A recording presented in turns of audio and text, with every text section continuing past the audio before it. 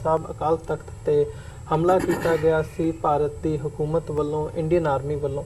इन्हां 35 सालों के विच जिहड़ी सिख स्ट्रगल है वो पंजाब की धरती तो निकल के अज बाहरले मुल्कां दे विच जिथे असीं बैठे हाँ, इत्थे सिख जथेबंदियां वालों, इंडिविजुअल सिख्स वालों जथेबंदक होकर अपने तौर पर जिहड़ी मुहिम है वो चलाई जा रही है। 1984 की जिहड़ी कमैमोरेशन है इस वक्त दुनिया भर दे विच उस दे संबंधी जिहड़े इवेंट्स ने वो हो रहे हैं। किते रिमेंबरेंस मार्च हो रहे हैं, किते सैमीनार हो रहे हैं, किते घल्लूघारा दिवस नूं मुख रखदे गुरुद्वारा साहिबाना दे विच जिहड़े समागम ने वो हो रहे हैं।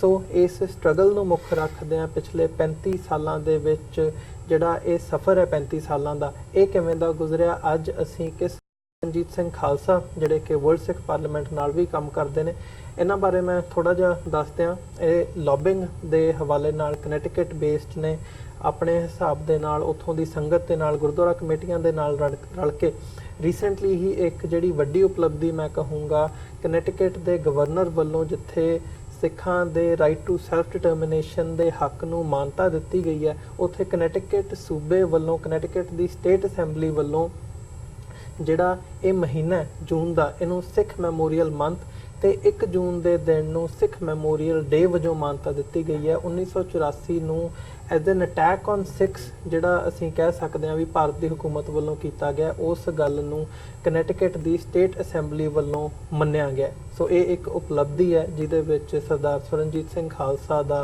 अहम रोल है। सो इसे हवाले नाल साडे नाल जिहड़े साडे दूजे गैसट हैगे आ doctor Amarjeet Singh Khalistan affairs centre के संचालक ने, जिथे तुसीं सच्चो सच प्रोग्राम दे विच इन्हां नूं सुणदे भी हो, देखते भी हो। 1991-92 तो लैके जदों पंथक कमेटी ने बाहरले मुल्कां दे विच अपनी आवाज़ बाहरलियां सरकारां तक पहुँचाउण दे लई इन्हां नूं डॉक्टर अमरजीत सिंह नूं अपना स्पोक्सपर्सन थापिया सी, उदों तो लैके अज तक जिहड़ी खालिस्तान दी स्ट्रगल है उहदी एक आवाज़ दे तौर ते, एक एक्टिविस्ट दे तौर ते ये इत्थे अमरीका की धरती ते खास तौर ते नॉर्थ अमेरिका दे विच ये काम कर रहे हैं। ते नाल साडे जिहड़े तीजे पैनलिस्ट ने सरदार बलजिंदर सिंह, दुआबा सिख एसोसीएशन ते नाल ही वर्ल्ड सिख पार्लीमेंट दे भी ये मैंबर ने। अज एक पर्सनल असीं कॉन्टैक्ट दे विच इन्हां दे नाल गलबात करांगे, क्योंकि इन्हां दे जिहड़े मामा जी सी सरदार रछपाल सिंह, 1984 दे विच इन्हां दे मामा जी दी शहादत हुई है। सन जरनैल सिंह खालसा पिंडां वालियां ते बाकी जिहड़े उन्हां दे नाल होर शहीद सी, उन्हां दीयां शहादतां दे नाल एक नाम सरदार रछपाल सिंह दा भी सी। सो जिहड़ा इन्हां दा पर्सनल एक्सपीरियंस है उहदे तो भी अज असीं जानण दी कोशिश करांगे कि 1984 दे विच उदों किवें दा माहौल सी जदों असीं अटैक की गल करदे हां, घल्लूघारे की गल करदे हां। खास तौर ते अज दी जिहड़ी जनरेशन है मैं समझदा कि उहदे लई ਇਹ एक डिफरेंट परस्पैक्टिव होਊਗਾ कि इन्हां दा अपना उन्हां परिवारां दा जिहड़ा एक्सपीरियंस है वो किवें दा सी। सो ये सारी गलबात की असीं शुरुआत करदे हां। तुहाडा तिन्नां जणिਆਂ ਦਾ बहुत बहुत धन्नवाद, तुसीं स्टूडियो दे विच आए हो। वाहिगुरू जी का खालसा, वाहिगुरू जी की फतेह। सुरनजीत सिंह जी, मैं गलबात की शुरुआत तुहाडे कोलों करना चाहूँगा। असीं 35वीं वरेगंढ इस वक्त घल्लूघारे दी कमैमोरेट कर रहे हैं, मना रहे हैं। शहादतां जिहड़ियां ने उन्हां नूं सैलीब्रेट कर रहे हैं। ये भी एक वखरा सिखां दा मैं कहूँगा कौमीयत तौर पर एक कंसैप्ट है भी जिहड़ियां शहादतां होईयां जिथे घल्लूघारा है उत्थे मतलब असीं उन्हां शहादतां नूं सैलीब्रेट करते हैं। सो इस मौके ते तुसीं जिहड़े मैं शुरुआती कमेंट ही जानना चाहूँगा, जस्ट कोई बाद गलबात तुरदी है तो फिर असीं टॉपिक जिहड़े आ वो भी पिक करांगे। बिल्कुल जी, ਤੁਹਾਡੀ बड़ी एक वधिया गल है तुसीं जिहड़ी सामने लिआए हो, सैलीब्रेट करना। तो ऑफकोर्स है जिहड़ा टाइम है साडे लई सैलीब्रेशन का ही हैगा, नाल जिथे असीं कहर जिहड़ा गुजरिया उस टाइम उन्नू भी कमैमोरेट कर रहे हैं, पर जिहड़ा सिखां दा बहादरी का जिहड़ा एक चैप्टर है वो भी साडे सामने आ रहा। तो जिवें कि एक अफ्रीकन प्रोवर्ब सी, ਉਹਦਾ मीनिंग यह निकलता भी जब तक जिहड़ी दास्तां हैगी है वो जब तक शेर अपनी दास्तां आप नहीं ना लिखते जी, उदों तक जिहड़ी दास्तां हंटर जिहड़ा लिखेगा तो वो फिर अपने आप ਨੂੰ ग्लोरीफाई करेगा, शेरां ਨੂੰ नहीं ग्लोरीफाई करेगा।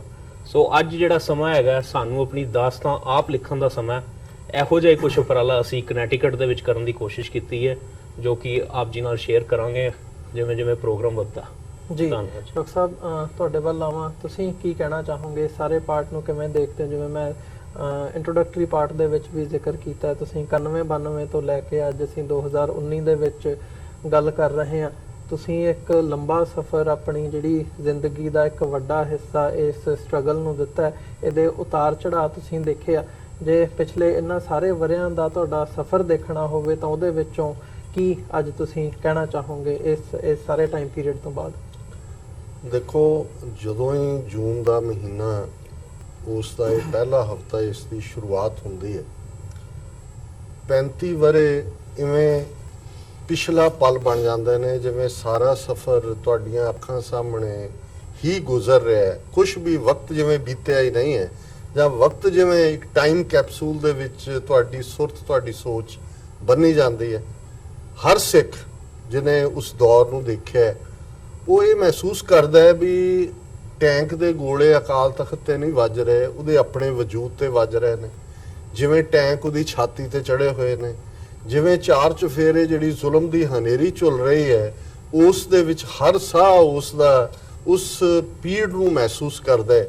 ਇਹ ਤਾਂ ਪਹਿਲਾ ਹਿਊਮਨ ਇਫੈਕਟ ਹੈ, ਕਿਉਂਕਿ ਇਹ ਦਾਸਤਾਨ ਜਦੋਂ ਤੱਕ ਅੱਗੇ ਤੁਰੇਗੀ, ਔਰ ਜ਼ਾਹਰ ਹੈ ਜਿਹੜੀ 84 ਤੋਂ ਬਾਅਦ ਜਨਰੇਸ਼ਨ ਪੈਦਾ ਹੋਈ, ਜਿਹੜੇ ਅੱਜ 35 ਸਾਲ ਦੇ ਨੇ, ਉਹ ਕਿਤਾਬਾਂ 'ਚ ਦੇਖਣਗੇ, ਤਸਵੀਰਾਂ ਦੇਖਣਗੇ, ਜਾਂ ਕਹਾਣੀਆਂ ਅੱਡ-ਅੱਡ ਸੁਣਨਗੇ, ਪੜ੍ਹਨਗੇ। ਸੋ ਇਹਦੇ 'ਚ ਕੋਈ ਸ਼ੱਕ ਨਹੀਂ ਹੈ ਕਿ ਜਦੋਂ ਅਸੀਂ ਘੱਲੂਘਾਰੇ ਨੂੰ ਦੇਖਦੇ ਹਾਂ, ਇਹਦੇ ਨਾਲ ਬਹੁਤ ਕੁਝ ਜੁੜਿਆ ਹੋਇਆ ਜੀ। ਇਸ ਲਈ ਵੀ ਕਿਉਂਕਿ ਕੌਮਾਂ ਦੀ ਜ਼ਿੰਦਗੀ 'ਚ ਇੱਕ ਸ਼ੌਕ ਹੁੰਦੇ ਨੇ, ਇੱਕ ਜੋਲਟ ਹੁੰਦੇ ਨੇ, ਇੱਕ ਟਰਨਿੰਗ ਪੁਆਇੰਟ ਹੁੰਦੇ ਨੇ।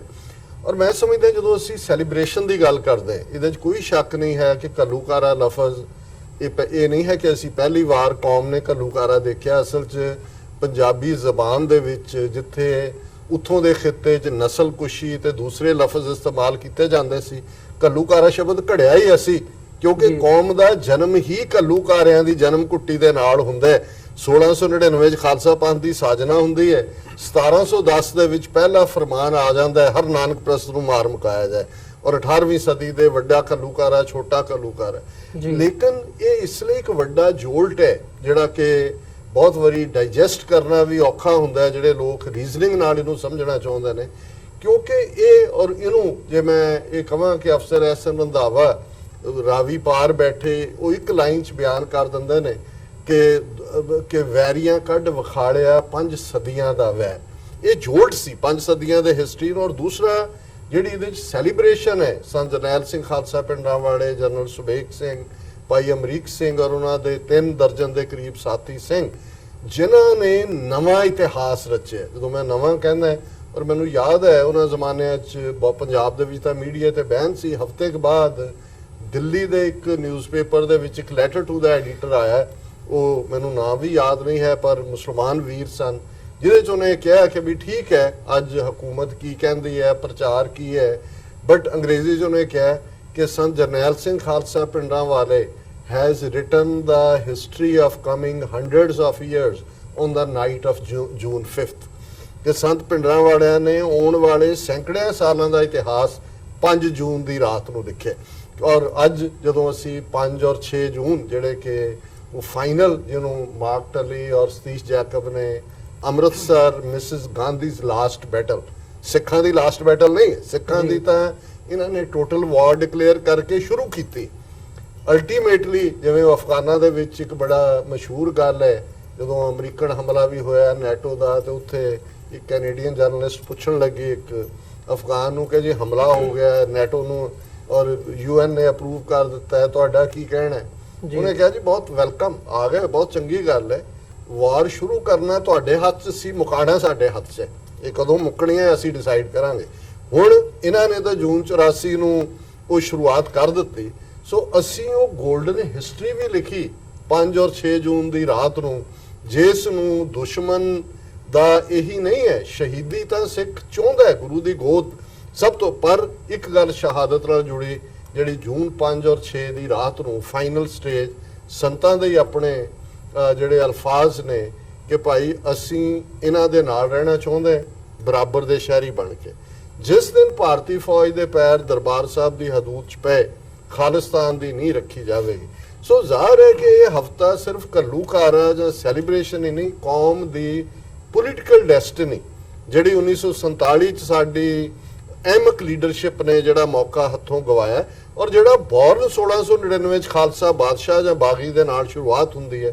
ਸੋ ਇਹ ਘੱਲੂਘਾਰਾ ਬਹੁਤ ਕੁਝ ਕਹਿੰਦਾ, ਜਿਉਂ-ਜਿਉਂ ਵਿਚਾਰ ਅੱਗੇ ਚੱਲੇਗੀ ਇਹਦੇ ਅਸੀਂ ਡਿਫਰੈਂਟ ਆਸਪੈਕਟਸ ਨੂੰ ਜਿਹੜਾ ਉਹ ਵਿਚਾਰ ਅਧੀਨ ਲਿਆਵਾਂਗੇ। ਜੀ ਭਾਈ ਬਲਜਿੰਦਰ ਸਿੰਘ ਜੀ, ਜਿਵੇਂ ਮੈਂ ਜ਼ਿਕਰ ਕੀਤਾ ਵੀ ਇੱਕ ਪਰਸਨਲ ਕਨੈਕਸ਼ਨ ਤੁਹਾਡਾ ਹੈ, ਤੁਹਾਡੇ ਪਰਿਵਾਰਕ ਜਿਹੜੇ ਮੈਂਬਰ ਨੇ ਉਹਨਾਂ ਨੇ ਸ਼ਹਾਦਤ ਪਾਈ ਹੈ ਇਸ ਘੱਲੂਘਾਰੇ ਦੇ ਵਿੱਚ। ਸੋ ਮੈਂ ਪਰਸਨਲ ਸਟੋਰੀ ਜਾਣਨਾ ਚਾਹੂੰਗਾ ਤੁਹਾਡੇ ਵੱਲੋਂ, ਤੁਹਾਡਾ ਐਕਸਪੀਰੀਅੰਸ ਉਸ ਸਮੇਂ ਦਾ ਤੇ ਜਿਹੜਾ ਪਰਿਵਾਰਕ ਐਕਸਪੀਰੀਅੰਸ ਹੈ ਇਹਦੇ ਵਿੱਚੋਂ ਵੀ ਮੈਂ ਸਮਝਦਾ ਬਹੁਤ ਕੁਝ ਜਾਣਨ ਦੀ ਲੋੜ ਹੈ ਅੱਜ। ਜੀ ਵਾਹਿਗੁਰੂ ਜੀ ਕਾ ਖਾਲਸਾ ਵਾਹਿਗੁਰੂ ਜੀ ਕੀ ਫਤਿਹ।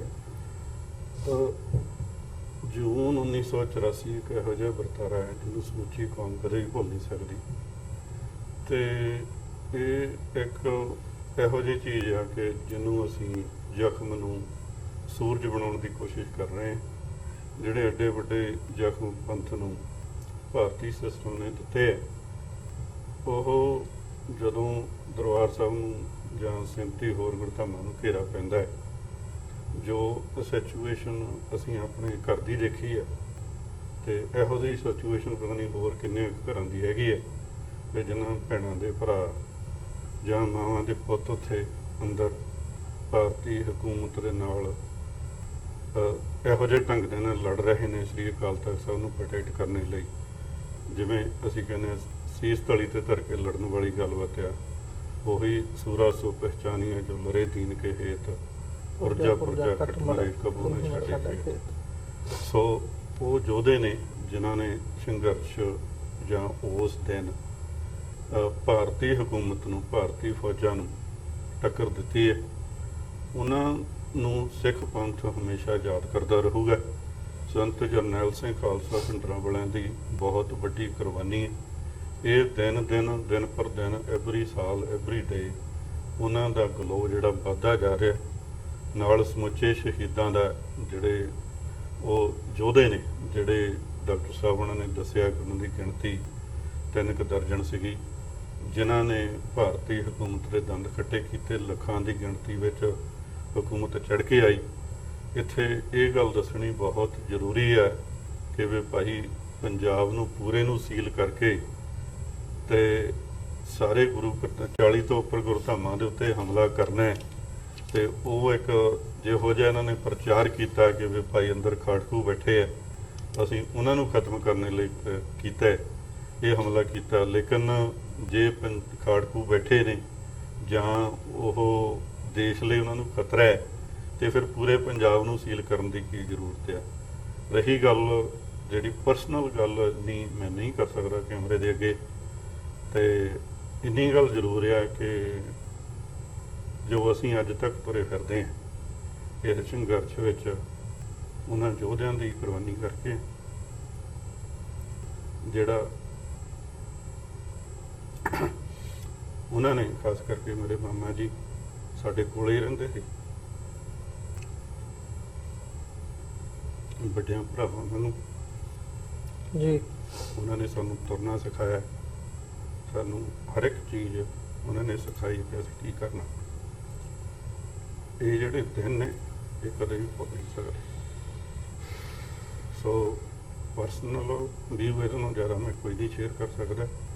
ਜਿਹੜੇ ਸਾਡੇ ਨੇ, ਬਾਕੀ ਦੇ ਵੀ ਸਾਡੇ ਨੇ, ਜਿਹੜੇ ਬਾਕੀ ਸ਼ਹੀਦ ਹੋਏ ਨੇ ਉਹਦੇ ਬਹੁਤਾ ਫਰਕ ਨਹੀਂ ਹੁੰਦਾ। ਲੇਕਿਨ ਤੁਸੀਂ ਬਚਪਨ ਚ ਸੰਤ ਪਿੰਡਾਂ ਵਾਲਿਆਂ ਦੇ ਦੀਦਾਰ ਕੀਤੇ ਹੋਣਗੇ, ਕੋਈ ਉਸ ਕਿਸਮ ਦਾ ਵਾਕਿਆ ਤੁਸੀਂ ਦੱਸ ਸਕਦੇ ਹੋ ਕਿ ਜਿਹੜਾ ਉਹ ਖਾਸ ਕਰਕੇ ਇਹ ਸੀਗਾ ਕਿ ਅਸੀਂ, ਮੇਰੀ ਉਮਰ 84 ਵਿੱਚ ਕੋਈ 15 ਸਾਲ 16 ਸਾਲ ਦੀ ਸੀਗੀ।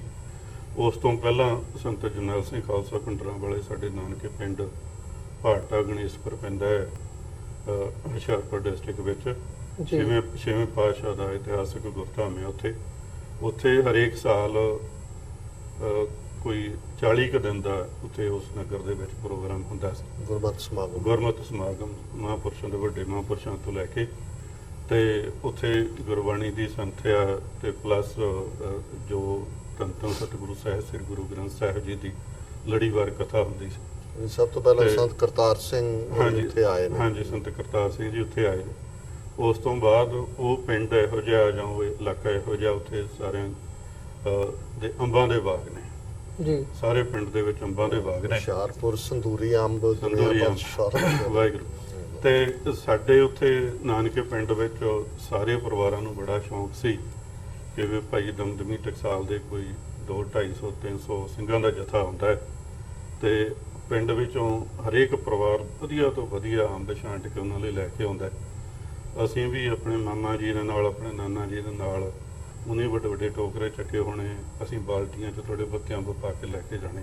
ਜੀ ਸੋ ਉਹ ਗੱਲ ਜੇ ਸਮਝ ਲਈਏ ਕਿ ਸਾਡੇ ਮਾਮਾ ਜੀ ਉਹਨਾਂ ਨੂੰ ਅੰਬ ਚੁਕਾਉਂਦੇ ਨਾਲ ਉਹਨਾਂ ਦੇ ਉੱਥੋਂ ਸੰਪਰਕ ਹੋਇਆ ਹੈ। ਉਸ ਮੌਕੇ ਦੇ ਨਾਲ ਉਹਨਾਂ ਦੇ ਨਾਲ ਪਿਆਰ ਦੇ ਨਾਲ ਸੇਵਾ ਕਰਦੇ ਉਹਨਾਂ ਦੇ ਨਾਲ ਚੱਲੇ।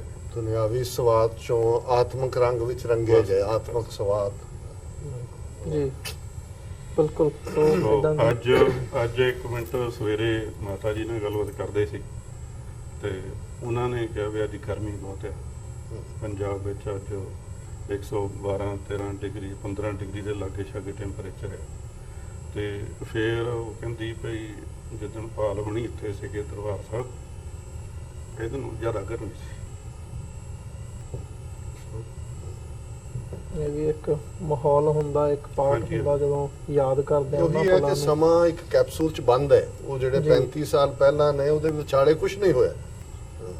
ਉਹੀ ਵਕਤ ਇੱਕਦਮ ਤੁਸੀਂ ਉਹਦੇ ਨਾਲ ਕਲਿੱਕ ਕਰਦੇ ਹੋ। ਔਰ ਮਾਵਾਂ ਦੇ ਲਈ ਔਰ ਭਰਾ ਜਿਹੜੇ ਜਿਵੇਂ ਸਾਡੇ ਤਹਿਜ਼ੀਬ ਦੇ ਵਿੱਚ ਭੈਣ ਦੇ ਲਈ ਉਹਦੇ ਪੇਕੇ, ਉਹਦਾ ਸਭ ਕੁਝ ਹੀ ਉਹਦਾ ਭਰਾ, ਉਹਦੇ ਮਾਪਿਓ ਹੁੰਦੇ ਨੇ।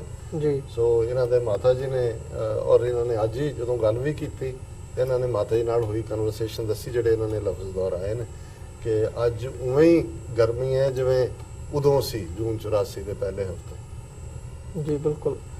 ਸੋ ਗੱਲਬਾਤ ਨੂੰ ਅੱਗੇ ਤੋਰੀਏ।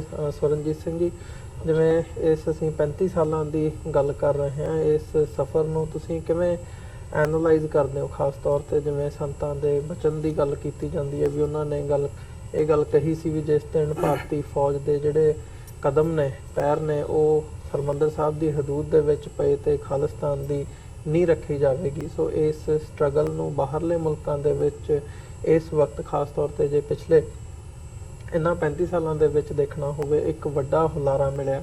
ਤੇ ਅੱਜ ਜਦੋਂ ਤੁਹਾਡੀ ਵੀ ਜਿਵੇਂ ਕਨੈਟੀਕਟ ਦਾ ਵੀ ਜ਼ਿਕਰ ਕੀਤਾ ਮੈਂ ਕਿ ਉੱਥੋਂ ਦੇ ਗਵਰਨਰ ਵੱਲੋਂ ਇਹ ਗੱਲ ਕਹੀ ਜਾਣੀ ਕਿ ਇੰਡੀਅਨ ਆਕੂਪਾਈਡ ਪੰਜਾਬ ਦੇ ਵਿੱਚ ਜਿਹੜੇ ਸਿੱਖ ਵਸਦੇ ਆ ਉਹਨਾਂ ਨੂੰ ਰਾਈਟ ਟੂ ਸੈਲਫ ਡਿਟਰਮੀਨੇਸ਼ਨ ਉਹਨਾਂ ਦਾ ਹੱਕ ਹੈ, ਰਾਈਟ ਟੂ ਸੈਲਫ ਡਿਟਰਮੀਨੇਸ਼ਨ ਦੇ ਲਈ ਉਹਨਾਂ ਨੇ ਹਾਮੀ ਭਰੀ ਹੈ, ਇਸ ਗੱਲ ਨੂੰ ਮੰਨਿਆ। ਇਹ ਇੱਕ ਵੱਡੀ ਉਪਲਬਧੀ ਹੈ ਇਸ ਸਾਰੇ ਸਟਰਗਲ ਦੇ ਵਿੱਚ। ਮੈਂ ਕਹੂੰਗਾ ਵੀ ਇੱਕ ਮੀਲ ਪੱਥਰ ਦਾ ਕੰਮ ਕਰੂਗਾ ਆਉਣ ਵਾਲੇ ਸਮੇਂ ਦੇ ਵਿੱਚ।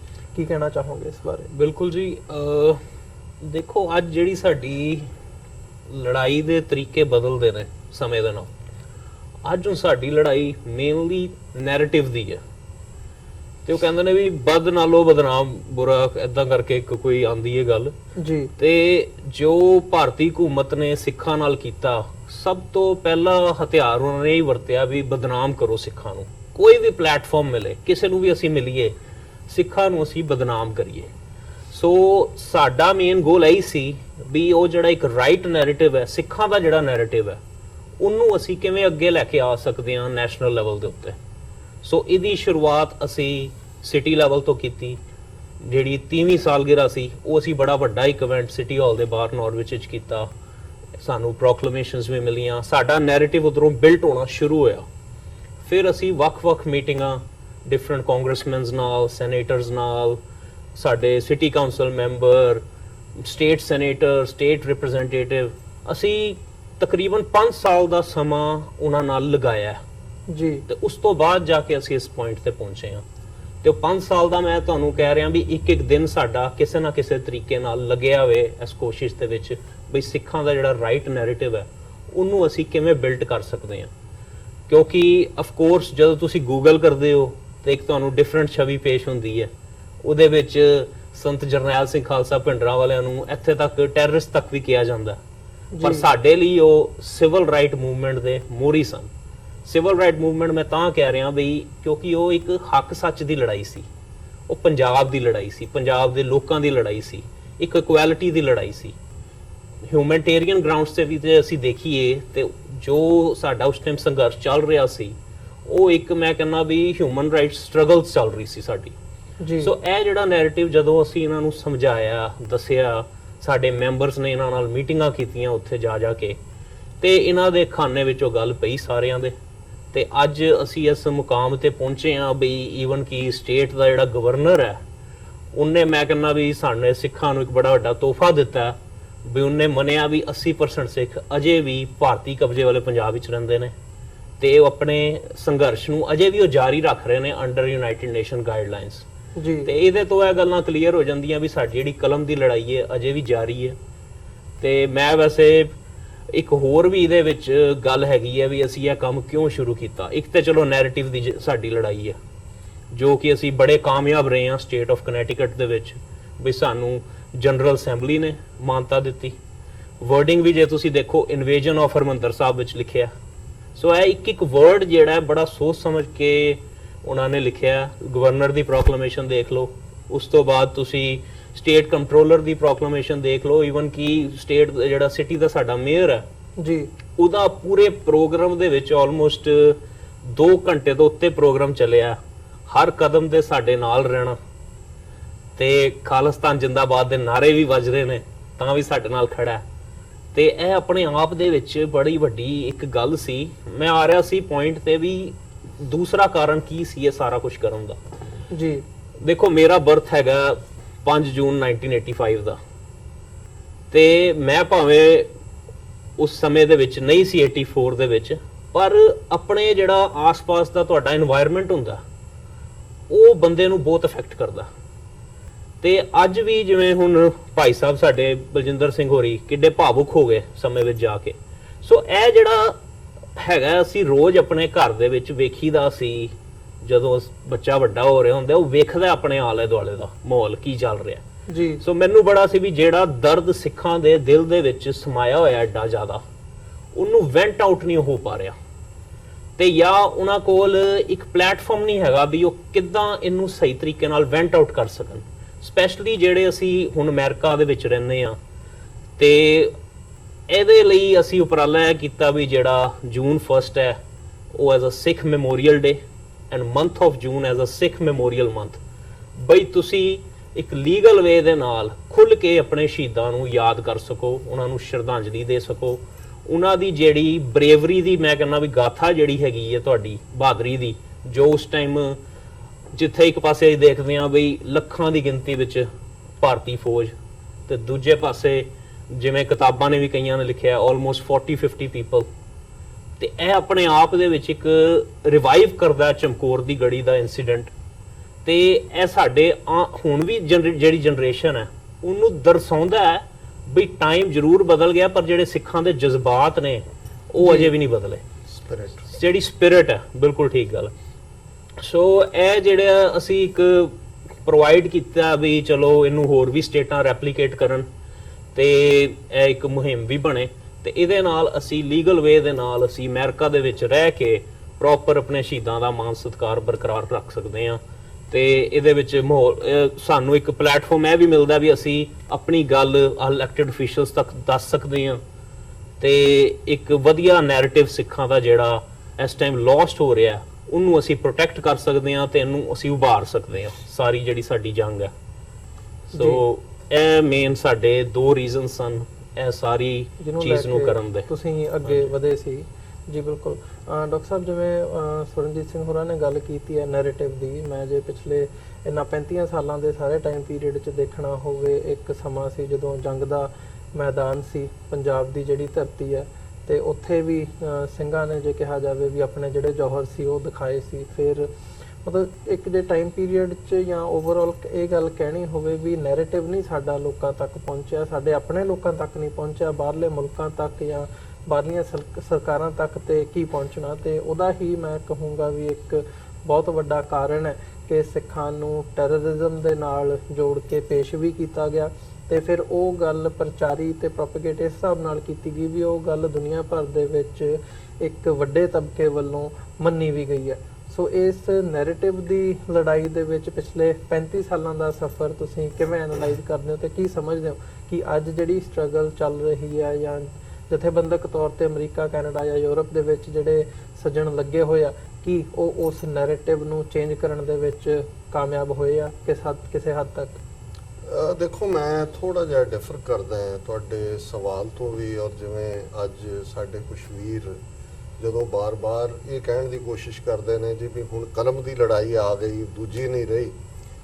ਫਰੇਜ਼ ਠੀਕ ਹੈ, ਪਰ ਇਹਨੂੰ ਮੈਂ ਇਸ ਅੰਦਾਜ਼ ਨਹੀਂ ਦੇਖਣਾ ਚਾਹੁੰਦਾ। ਦੇਖੋ, ਜਦੋਂ ਵੀ ਲੜਾਈ ਆਈਡੀਆਜ਼ ਦੀ ਹੁੰਦੀ ਹੈ, 2500 ਸਾਲ ਪਹਿਲਾਂ ਸੁਕਰਾਤ ਨੂੰ ਜਦੋਂ ਸਿਟੀ ਆਫ ਏਥਨਸ ਦੇ ਵਿੱਚ ਉਹਨੂੰ ਜ਼ਹਿਰ ਦਾ ਪਿਆਲਾ ਦੇ ਕੇ ਮਾਰਨ ਦੀ ਗੱਲ ਹੁੰਦੀ ਹੈ, ਤੇ ਜਿਹੜਾ ਚਾਰਜ ਉਹਦੇ ਖਿਲਾਫ ਲੱਗਦਾ ਹੈ ਸੁਕਰਾਤ ਦੇ, ਉਸ ਤੋਂ ਬਾਅਦ ਅਸੀਂ ਡੈਮੋਕ੍ਰੇਸੀ ਤੇ ਬਾਕੀ ਸਿਸਟਮ ਬਾਅਦ ਚ ਆਏ ਨੇ, ਉਹ ਇਹ ਹੈ ਕਿ ਇਹ ਸ਼ਹਿਰ ਦੇ ਨੌਜਵਾਨਾਂ ਨੂੰ ਵੱਖਰੇ ਵਿਚਾਰ ਦੇ ਕੇ ਜਿਹੜਾ ਹੈ ਉਹਨਾਂ ਨੂੰ ਗੁੰਮਰਾਹ ਕਰ ਰਹੇ ਡਿਫਰੈਂਟ ਆਈਡੀਆਜ਼ ਦੇ ਨਾਲ। ਔਰ ਸੁਕਰਾਤ ਦੇ ਕੋਲ ਕੋਈ ਤੋਪ ਨਹੀਂ ਸੀ, ਕੋਈ ਬੰਬ ਨਹੀਂ ਸੀ, ਉਹ ਆਮ ਲੋਕਾਂ ਦੇ ਵਿੱਚ ਬੈਠ ਕੇ ਗੱਲ ਕਰਦਾ ਸੀ।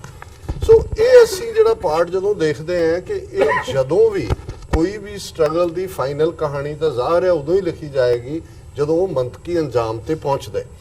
ਸੁਕਰਾਤ ਖਤਰਨਾਕ ਸੀ, ਜ਼ਹਿਰ ਦਾ ਪਿਆਲਾ ਦੇ ਕੇ ਮਾਰੇ ਜਾਣ ਦੇ ਕਾਬਿਲ ਸੀ, ਪਰ ਅੱਜ ਜਦੋਂ ਅਸੀਂ ਗੱਲ ਕਰਦੇ ਹਾਂ ਕਿ ਜੀ ਸੱਚ ਨੂੰ ਫਾਂਸੀ ਹੁੰਦੀ ਹੈ, ਤੇ ਅਸੀਂ ਸ਼ੁਰੂਆਤ ਸੁਕਰਾਤ ਤੋਂ ਕਰਦੇ ਹਾਂ, ਮਨਸੂਰ ਤੋਂ ਕਰਦੇ ਹਾਂ, ਫਿਰ ਅਸੀਂ ਸਿੱਖ ਇਤਿਹਾਸ 'ਚ ਗੁਰੂ ਅਰਜਨ ਸਾਹਿਬ ਦੀ ਸ਼ਹਾਦਤ ਤੋਂ ਕਰਦੇ ਹਾਂ, ਗੁਰੂ ਤੇਗ ਬਹਾਦਰ ਸਾਹਿਬ ਦੀ ਸ਼ਹਾਦਤ ਤੋਂ ਕਰਦੇ ਹਾਂ, ਔਰ ਸਾਡੀ ਅਰਦਾਸ ਜਿਹੜੀ 2 ਵੇਲੇ ਦੀ ਹੈ ਉਹਦੇ 'ਚ ਅਸੀਂ ਗੁਰੂ ਸਾਹਿਬਾਨ ਨੂੰ ਯਾਦ ਕਰਨ ਤੋਂ ਬਾਅਦ ਉਹਨਾਂ ਨੂੰ ਯਾਦ ਕਰਦੇ ਹਾਂ ਜਿਨ੍ਹਾਂ ਨੇ ਫੇਥ ਦੇ ਲਈ ਸਿੱਖੀ ਕੇਸਾਂ ਸਵਾਸਾਂ ਨਾਲ ਨਿਭਾਈ, ਆਪਣਾ ਆਪ ਕੁਰਬਾਨ ਕੀਤਾ। ਸੋ ਮੈਂ ਸਮਝਦਾ ਵੀ ਇਹ ਅਮਰੀਕਾ 'ਚ ਵੀ ਕਿਹਾ ਜਾਂਦਾ ਹੈ ਕਿ ones terrorist is others freedom fighter.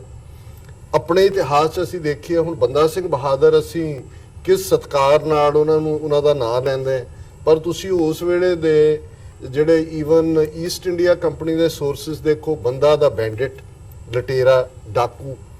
ਇਸੇ ਤਰ੍ਹਾਂ ਜੇ ਅਸੀਂ ਉਸ ਪੀਰੀਅਡ 18ਵੀਂ ਸਦੀ 'ਚ ਜੂਝਣ ਵਾਲੇ ਜਿਹੜੇ ਸਿੰਘ ਨੇ ਆਪਣੀ ਆਜ਼ਾਦੀ ਦੇ ਲਈ, ਉਹ ਬਾਗੀ ਨੇ, ਸਜ਼ਾਏ ਮੌਤ ਹੈ।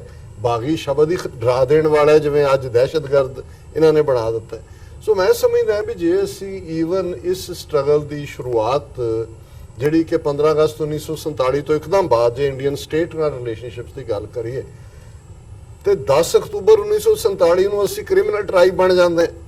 ਉਦੋਂ ਤਾਂ ਕੋਈ ਦਹਿਸ਼ਤਗਰਦੀ ਨਹੀਂ ਸੀ ਹੋਈ, ਉਦੋਂ ਤਾਂ ਕੋਈ AK-47 ਨਹੀਂ ਸੀ ਚੱਲੀਆਂ, ਉਦੋਂ ਤਾਂ ਕੋਈ ਭਿੰਡਰਾਂ ਵਾਲੇ ਸੀਨ ਤਾਂ ਨਹੀਂ ਸੀ ਜੀ। ਸੋ ਜ਼ਾਹਰ ਹੈ ਵੀ ਸਟੇਟ ਦੀ ਇੰਟੈਂਟ, ਜਿਵੇਂ ਸਵਰਨਜੀਤ ਸਿੰਘ ਹੋਰਾਂ ਨੇ ਕਿਹਾ ਕਿ ਵੀ ਉਹਨਾਂ ਨੇ ਹਰ ਪਲੇਟਫਾਰਮ ਤੇ ਸਿੱਖਾਂ ਨੂੰ ਬਦਨਾਮ ਕੀਤਾ, ਦਹਿਸ਼ਤਗਰਦੀ ਸਾਡੇ ਖਾਤੇ 'ਚ ਪਾਈ। ਹੁਣ ਕ੍ਰਿਮੀਨਲ ਦਾ ਕੀ ਮਤਲਬ ਹੈ? ਔਰ ਇਹ 10 ਅਕਤੂਬਰ 1947 ਨੂੰ ਹੁੰਦਾ ਹੈ ਜਦੋਂ 40% ਦੀ ਸਿੱਖ ਕੌਮ ਉਜੜ ਪੁਜੜ ਕੇ ਆਈ ਹੈ, ਜਿਨ੍ਹਾਂ ਦਾ ਕੋਈ ਨਾ ਕੋਈ ਜੀ ਮਾਰਿਆ ਗਿਆ। ਅਸੀਂ ਆਪਣੀਆਂ 170 ਤੋਂ ਜ਼ਿਆਦਾ ਗੁਰਧਾਮ ਔਰ ਦੂਸਰਾ ਔਰ ਅਸੀਂ ਪਨਾਹਗੀਰ ਹੋ ਕੇ ਵੀ ਇੱਕ ਪਾਸੇ ਸਾਨੂੰ ਪਨਾਹਗੀਰ ਬਣਾ ਦਿੱਤਾ ਹੈ, ਦੂਜੇ ਪਾਸੇ ਕ੍ਰਿਮੀਨਲ ਟ੍ਰਾਈਬ ਬਣਾ ਦਿੱਤਾ ਹੈ। ਫਿਰ ਤੁਸੀਂ ਜੇ 37 ਸਾਲ ਦਾ ਪੀਰੀਅਡ 47 ਤੋਂ 84 ਤੱਕ ਦੇਖੋਗੇ ਕਿ ਇਹੀ ਨੈਰੇਟਿਵ ਸਰਕਾਰ ਦਾ ਇੱਕ ਜਾਂ ਦੂਸਰੇ ਤਰੀਕੇ ਦੇ ਨਾਲ, ਜੇ ਕੰਨੜ, ਮਲਿਆਲਮ, ਤੇਲਗੂ, ਤਾਮਿਲ, ਮਰਾਠੀ, ਗੁਜਰਾਤੀ ਜ਼ਬਾਨਾਂ ਤੇ ਆਧਾਰਿਤ ਸੂਬੇ ਬਣਦੇ ਨੇ, ਉਹਨਾਂ ਦਾ ਆਪਣਾ ਕਮਿਸ਼ਨ ਬਣਾਉਂਦਾ, ਤੇ ਜੇ ਪੰਜਾਬੀ ਜ਼ਬਾਨ ਦੇ ਆਧਾਰ ਤੇ ਸੂਬੇ ਦੀ ਗੱਲ ਹੁੰਦੀ ਹੈ ਤੇ ਕਿਹਾ ਜਾਂਦਾ ਹੈ ਕਿ ਜੀ ਬਾਕੀ ਸਿੱਖਾਂ ਦਾ ਕੀ ਬਣੇਗਾ ਜਿਹੜੇ ਪੰਜਾਬ ਤੋਂ ਬਾਹਰ ਰਹਿੰਦੇ ਨੇ, ਉਹਨੂੰ ਇਵੇਂ ਪ੍ਰੈਜ਼ੈਂਟ ਕੀਤਾ ਜਾਂਦਾ ਜਿਵੇਂ ਦੇਸ਼ ਨੂੰ ਤੋੜ ਦੇਣੇ। ਔਰ ਮਾਸਟਰ ਤਾਰਾ ਸਿੰਘ ਨੂੰ ਸਭ ਤੋਂ ਵੱਡਾ ਜਿਹੜਾ ਉਹ ਦੇਸ਼ ਨੂੰ ਤੋੜਨ ਵਾਲਾ ਬਣਾ ਕੇ ਪੇਸ਼ ਕਰਦੇ ਨੇ। ਹੁਣ ਜਦੋਂ ਤੁਸੀਂ ਇਸ ਸਾਰੇ ਪਾਰਟ ਨੂੰ ਦੇਖਦੇ ਹੋ, ਮੈਨੂੰ ਕਦੇ ਇਹ ਗੱਲ ਬੌਦਰ ਨਹੀਂ ਕਰਦੀ ਕਿ ਜੀ ਇਹ ਸਾਨੂੰ ਟੈਰਰਿਸਟ ਕਹਿ ਰਹੇ। ਹਾਂ, ਮੈਂ ਇਹ ਸਮਝਦਾ ਵੀ ਜਿਹੜਾ ਸਾਡਾ ਫਰਜ਼ ਸੀ ਜਾਂ ਹੈ ਉਹ ਇਹ ਹੈ ਕਿ ਅਸੀਂ ਆਪਣਾ ਨੈਰੇਟਿਵ, ਜਿਵੇਂ ਸਵਰਨਜੀਤ ਸਿੰਘ ਹੋਰਾਂ ਨੇ ਵੀ ਪ੍ਰੋਐਕਟਿਵ ਅਪਰੋਚ, ਇੱਕ ਹੈ ਰਿਐਕਟਿਵ ਅਪਰੋਚ, ਅਸੀਂ ਇਹੀ ਕਹੀ ਜਾਏ ਨਹੀਂ। ਇਹ ਦੇਖੋ, ਹੁਣ ਬੇਅੰਤ ਸਿੰਘ ਸਤਵੰਤ ਸਿੰਘ ਨੇ ਕਲਮ ਤਾਂ ਨਹੀਂ ਮਾਰੀ ਇੰਦਰਾ ਗਾਂਧੀ ਦੇ ਸਿਰ 'ਚ, ਜਾਂ ਜਿੰਦੇ ਸੁੱਖੇ ਨੇ ਵੈਦਿਆ ਦੇ ਸਿਰ 'ਚ ਮਾਲਾ ਨਹੀਂ ਮਾਰੀ। ਹੁਣ ਤੁਸੀਂ ਜਿਹੜੀ ਵਿਰਾਸਤ ਤੁਹਾਡੀ ਹੈ, ਜਿਹਦੇ 'ਚੋਂ ਸਾਡਾ ਫਖਰ ਨਿਕਲਿਆ, ਪ੍ਰਾਈਡ ਨਿਕਲਿਆ, ਅੱਜ ਵੀ ਜੇ ਜਗਤਾਰ ਸਿੰਘ ਹਵਾਰਾ ਤੇ ਹਾਰਡ ਜੇਲ੍ਹ 'ਚ ਬੈਠੇ ਜਿਹੜੇ ਨੇ ਸ਼ੇਰ ਵਾਂਗ ਬੁੱਕਦੇ ਨੇ, ਜਿੱਦਣ ਤੁਹਾਡਾ ਇਹ ਖੌਫ ਖਤਮ ਹੋ ਗਿਆ ਨਾ, ਤੇ ਤੁਸੀਂ ਇਹ 1 ਬਿਲੀਅਨ 300 ਮਿਲੀਅਨ ਦੇ ਮੁਲਕ 'ਚੋਂ ਕਿਹੜੀਆਂ ਵੋਟਾਂ ਦੇ ਨਾਲ ਬਦਲ ਲਓਗੇ, ਕਿਹੜੀ ਦੁਨੀਆ ਦੇ ਵਿੱਚ ਆਪਣਾ ਵਪਾਰਕ ਸੌਦਾ ਵੇਚ ਲਓਗੇ। ਸੋ ਪਹਿਲੀ ਗੱਲ ਇਹ ਸਮਝਣ ਵਾਲੀ, ਔਰ ਮੈਂ ਇਹ ਸਮਝਦਾ ਵੀ ਇਹਦੇ 'ਚ ਕੋਈ ਸ਼ੱਕ ਨਹੀਂ ਹੈ। ਮੈਂ ਜੇ ਪਿਛਲੇ 30 ਸਾਲ ਤੋਂ ਜ਼ਿਆਦਾ ਸਮੇਂ ਤੋਂ ਮੈਂ ਇਹ ਸਮਝਦਾ ਵੀ ਇਸ ਖਿੱਤੇ 'ਚ ਅਸੀਂ ਹਰ ਕਾਨੂੰਨ ਮੰਨਣਾ, ਇੰਟਰਨੈਸ਼ਨਲ ਲਾਅ ਦੇ ਦਾਇਰੇ 'ਚ ਰਹਿੰਦੇ ਹਾਂ। ਇੱਥੇ ਉਹਨਾਂ ਦੇ ਏਜੰਟ ਪ੍ਰੋਵੋਕੇਟਿਵ ਸਾਡੇ ਤੋਂ ਗੁਰਦੁਆਰਿਆਂ 'ਚ ਕਿਤੇ ਹੋਰ ਵਾਇਲੈਂਸ ਕਰਵਾਉਣ ਦੀ ਕੋਸ਼ਿਸ਼ ਕਰ ਸਾਨੂੰ ਬਚਣਾ ਹੈ। ਔਰ ਕਿਉਂਕਿ ਸਾਡਾ ਕੇਸ ਇੰਨਾ ਕੁ ਸੱਚ ਹੱਕ ਇਨਸਾਫ ਤੇ ਨਿਰਧਾਰਿਤ ਹੈ ਕਿ ਇਹ ਦੁਨੀਆ ਦੀ ਕਿਸੇ ਵੀ ਅਦਾਲਤ ਦੀ ਸਕਰੂਟਨੀ ਨੂੰ ਸਟੈਂਡ ਕਰ ਸਕਦਾ ਹੈ। ਸੋ ਇਹ ਗੱਲ ਬੜੀ ਜ਼ਰੂਰੀ ਹੈ ਕਿ ਵੀ ਪਹਿਲੀ ਗੱਲ ਤਾਂ ਅਸੀਂ ਆਪਣੀ ਜਿਹੜੀ ਜੁਝਾਰੂਆਂ ਦੀ ਲੈਗੇਸੀ ਹੈ ਇਸ ਤੋਂ ਕਦੇ ਵੀ ਇਸ ਵੱਲ ਪਿੱਠ ਨਾ ਮੋੜੀਏ। ਔਰ ਇਹ ਕੋਵਿਡ ਕਿਸਮ ਦੇ ਲੋਕ ਜਿਹੜੇ ਗੁਰਦੁਆਰਿਆਂ ਦੇ ਵਿੱਚ ਜਿਨ੍ਹਾਂ ਨੂੰ ਸ਼ਹੀਦਾਂ ਦੀਆਂ ਤਸਵੀਰਾਂ ਤੋਂ ਡਰ ਲੱਗਦਾ ਹੈ, ਉਹਨੂੰ ਲੁਹਾਣ ਤੱਕ ਜਾਂਦੇ ਨੇ, ਪਹਿਲਾਂ ਲੱਗਣ ਨਹੀਂ ਦਿੰਦੇ, ਲੱਗ ਜਾਂਦੀਆਂ ਨੇ, ਉਹਨੂੰ ਜਿਹੜਾ ਲੁਹਾਉਣ ਤੱਕ ਜਾਂਦੇ ਨੇ, ਇਹ ਕਿਹੜੇ ਕਿਸਮ ਦੀ ਸਿੱਖੀ ਹੈ? ਜਦੋਂ ਤੁਸੀਂ ਸ਼ੁਰੂਆਤ ਇਸ ਗੱਲ ਤੋਂ ਕੜਾਹ ਪ੍ਰਸ਼ਾਦ ਅਸੀਂ ਕਿਰਪਾਨ ਭੇਟ ਕਰਕੇ ਫੇਰ ਵੰਡਦੇ ਹਾਂ ਔਰ ਸਾਡੀ ਸਾਰੀ ਸ਼ੁਰੂਆਤ ਹੀ ਹੈ ਕਿ ਪ੍ਰਥਮਾ ਖੰਡਾ ਸਾਜ ਕੇ ਕ੍ਰੀਏਸ਼ਨ ਹੀ ਉੱਥੋਂ ਹੁੰਦੀ ਹੈ। ਔਰ ਜਿਨ੍ਹਾਂ ਦੇ ਜਿਸ ਸਿੱਖ ਦੇ ਗੱਤ ਨੇ ਕਿਰਪਾਨ ਪਾਈ ਹੋਏ, ਇਹ ਜਨਊ ਤਾਂ ਨਹੀਂ ਹੈ, ਇਹ ਕਿਰਪਾ ਤੇ ਆਨ ਦੋ ਸ਼ਬਦਾਂ ਦਾ ਮੇਲ ਹੈ। ਔਰ ਸਾਡੇ ਯੋਧਿਆਂ ਨੇ ਇਸ ਆਨ ਦੇ ਲਈ, ਆਨ ਅਣਖ ਦਾ ਨਾਂ ਹੈ, ਗੈਰਤ ਦਾ ਨਾਂ ਹੈ, ਹਿਊਮਨ ਰਾਈਟਸ ਦਾ ਨਾਂ ਹੈ, ਸੈਲਫ ਡਿਗਨਿਟੀ ਦਾ ਨਾਂ ਹੈ। ਸੋ ਔਰ ਇਹ ਕਿਉਂਕਿ ਸਾਨੂੰ ਫਖਰ ਹੈ ਆਪਣੀ ਇਸ ਜੁਝਾਰੂ ਹਿਸਟਰੀ ਤੇ ਵੀ ਇਹਨਾਂ 35 ਸਾਲਾਂ ਦੀ। ਜੇ ਬੇਅੰਤ ਸਿੰਘ, ਸਤਵੰਤ ਸਿੰਘ, ਜਿੰਦੇ ਸੁੱਖੇ, ਦਿਲਾਵਰ ਸਿੰਘ, ਹਵਾਰੇ, ਰਾਜੋਆਣੇ ਨਾ ਹੁੰਦੇ ਤਾਂ ਅਸੀਂ ਉਸ ਪ੍ਰਾਈਡ ਨਾਲ ਅਸੀਂ ਹਿਸਟਰੀ ਦੀ ਜਸਟੀਫਿਕੇਸ਼ਨ ਵੀ ਕਰ ਰਹੇ ਹਾਂ। ਭਾਈ ਸੁੱਖਾ ਸਿੰਘ, ਮਹਿਤਾਬ ਸਿੰਘ ਵੀ ਸਾਡੇ ਨਾਲ ਨੇ, ਸਾਨੂੰ ਯਾਦ ਦਹਾਨੀ ਕਰਵਾਉਂਦੇ ਨੇ। ਪਰ ਅਸੀਂ ਜਦੋਂ ਖਾਲਿਸਤਾਨ ਦੀ ਗੱਲ ਕਰਦੇ ਹਾਂ ਜਾਂ ਜਦੋਂ ਸੰਤ ਪਿੰਡਾਂ ਵਾਲਿਆਂ ਦੇ, ਮੈਂ ਸਮਝਦਾ ਕਿ ਜੇ ਤੁਸੀਂ ਉਹਨਾਂ ਦੀ ਉਹ ਜ਼ਿੰਦਗੀ ਜਿਹੜੀ ਕਿ ਇੱਕ ਬਰੀਫ 37 ਸਾਲ ਦੀ ਉਮਰ ਔਰ ਪੰਥ ਦੇ ਵਿੱਚ 1977 ਚੋਂ ਦਮਦਮੀ ਟਕਸਾਲ ਦੇ ਮੁੱਖ ਸੇਵਾਦਾਰ ਬਣਦੇ ਨੇ, ਲਗਭਗ 7 ਸਾਲ ਦਾ ਪੀਰੀਅਡ, ਉਹਨਾਂ ਦਾ ਕੋਈ ਵੀ ਲਫ਼ਜ਼, ਉਹਨਾਂ ਦੀਆਂ ਕੋਟਸ, ਹੁਣ ਉਹਨਾਂ ਦੀਆਂ ਪੰਜਾਬੀ 'ਚ ਉਹਦੀ ਅੰਗਰੇਜ਼ੀ ਟਰਾਂਸਲੇਸ਼ਨ ਵੀ ਹੈ, ਕੋਈ ਇੰਟਰਨੈਸ਼ਨਲ ਲਾਅ ਦੀ ਵਾਇਓਲੇਸ਼ਨ ਨਹੀਂ ਹੈ, ਕੋਈ UN ਚਾਰਟਰ ਦੀ ਵਾਇਓਲੇਸ਼ਨ ਨਹੀਂ ਹੈ, ਕੋਈ ਉਹਨਾਂ ਨੇ ਨਿਕਲ ਕੇ ਕਿਸੇ ਨੂੰ ਉਹਨਾਂ ਨੇ ਕਦੇ, ਔਰ ਇੱਕ ਫੈਕਟ ਹੈ ਕਿ ਜੂਨ 84 ਦੇ ਹਮਲੇ ਤੋਂ ਪਹਿਲਾਂ ਕੋਈ FIR ਸੰਤਾਂ ਦੇ ਖਿਲਾਫ ਰਜਿਸਟਰਡ ਨਹੀਂ। ਜੇ ਹੁਣ ਤੁਸੀਂ ਉਹਨੂੰ ਹਕੂਮਤ ਨੇ ਉਹਨੂੰ ਇੱਕ ਟੈਰਰਿਸਟ ਨੂੰ ਕਲੀਨ ਕਰਨ ਦਾ ਆਪਰੇਸ਼ਨ ਦੇਣਾ ਹੈ, ਕੋਈ ਵੀ ਦੁਨੀਆ ਦਾ ਬੰਦਾ ਪੁੱਛ ਸਕਦਾ ਹੈ, ਦੱਸੋ ਜੀ ਕੀ ਜੁਰਮ ਹੈ? ਉਹਨਾਂ ਨੂੰ ਜਗਤਨੈਣ ਕੇਸ ਦੇ ਵਿੱਚ ਜਿਹੜਾ ਹੈ ਉਹ ਕੰਸਪੀਰੇਸੀ ਦੇ ਵਿੱਚ ਪਾਇਆ ਸੀ, ਉਹਦੇ 'ਚ ਉਹਨਾਂ ਨੇ ਗ੍ਰਿਫਤਾਰੀ ਵੀ ਦਿੱਤੀ, ਉਹ ਸਾਰੀ ਉਸ ਪੁੱਛਗਿੱਛ 'ਚੋਂ ਵੀ ਲੰਘੇ ਔਰ ਉਹਨਾਂ ਨੂੰ ਜਿਹੜਾ ਕੋਈ ਉਹਨਾਂ ਦੇ ਖਿਲਾਫ ਸਬੂਤ ਨਹੀਂ ਸੀ। ਸੋ ਜ਼ਾਹਰ ਹੈ ਵੀ ਜਦੋਂ ਅਸੀਂ ਇਹ ਦੇਖਦੇ ਹਾਂ, ਪਹਿਲੀ ਗੱਲ ਤਾਂ ਇਹਨੂੰ ਇਹ ਜਿਹੜਾ ਆਪਣੇ ਲੋਕ ਆਪਰੇਸ਼ਨ ਬਲੂ ਸਟਾਰ ਤੇ ਫਲਾਣਾ ਫਲੂਣਾ ਕਹਿ ਕੇ ਉਹ ਇੰਡੀਅਨ ਨੈਰੇਸ਼ਨ, ਇਸ ਤੋਂ ਬਚੋ। ਇਹ ਆਲ ਆਊਟ ਵਾਰ ਸੀ ਸਿੱਖਾਂ ਦੇ ਖਿਲਾਫ। ਔਰ 37 ਇਤਿਹਾਸਕ ਗੁਰਦੁਆਰੇ, ਦਰਬਾਰ ਸਾਹਿਬ ਦੀਆਂ ਪ੍ਰਕਰਮਾਂ ਤੋਂ ਇਲਾਵਾ ਟੈਂਕ ਤਰਨਤਾਰਨ ਸਾਹਿਬ ਵੀ ਲਿਆਂਦੇ ਗਏ, ਟੈਂਕ ਗੁਰਦੁਆਰਾ ਦੁੱਖ ਨਿਵਾਰਨ ਸਾਹਿਬ ਪਟਿਆਲਾ ਵੀ ਲਿਆਂਦੇ ਗਏ, ਗੁਰਦੁਆਰਾ ਮੁਕਤਸਰ ਸਾਹਿਬ ਵੀ ਲਿਆਂਦੇ ਗਏ। ਔਰ ਕਿਵੇਂ ਪੰਜਾਬ ਭਰ ਨੂੰ ਕੱਟ ਆਫ ਕੀਤਾ ਗਿਆ ਦੁਨੀਆ ਨਾਲੋਂ, ਕਿਵੇਂ ਸਾਰੇ ਜਰਨਲਿਸਟ ਉੱਥੋਂ ਕੱਢੇ ਗਏ, ਕਿਵੇਂ ਜ਼ਹਿਰੀਲੀ ਗੈਸ ਟੈਂਕਾਂ ਦੀ ਵਰਤੋਂ ਤਾਂ ਕੀਤੀ ਕਿ ਹਜ਼ਾਰਾਂ ਬੇਗੁਨਾਹ ਸਿੱਖ ਔਰ ਗੁਰੂ ਅਰਜਨ ਸਾਹਿਬ ਦੇ ਸ਼ਹੀਦੀ ਦਿਨ ਨੂੰ ਚੁਣਿਆ ਗਿਆ, ਕਿਵੇਂ ਸਿੱਖ ਰੈਫਰੈਂਸ ਲਾਇਬ੍ਰੇਰੀ ਸਾਡੀ ਹਿਸਟੋਰੀਸਿਟੀ ਡਿਸਟਰੋਏ ਕਰ ਦਿੱਤੀ ਗਈ।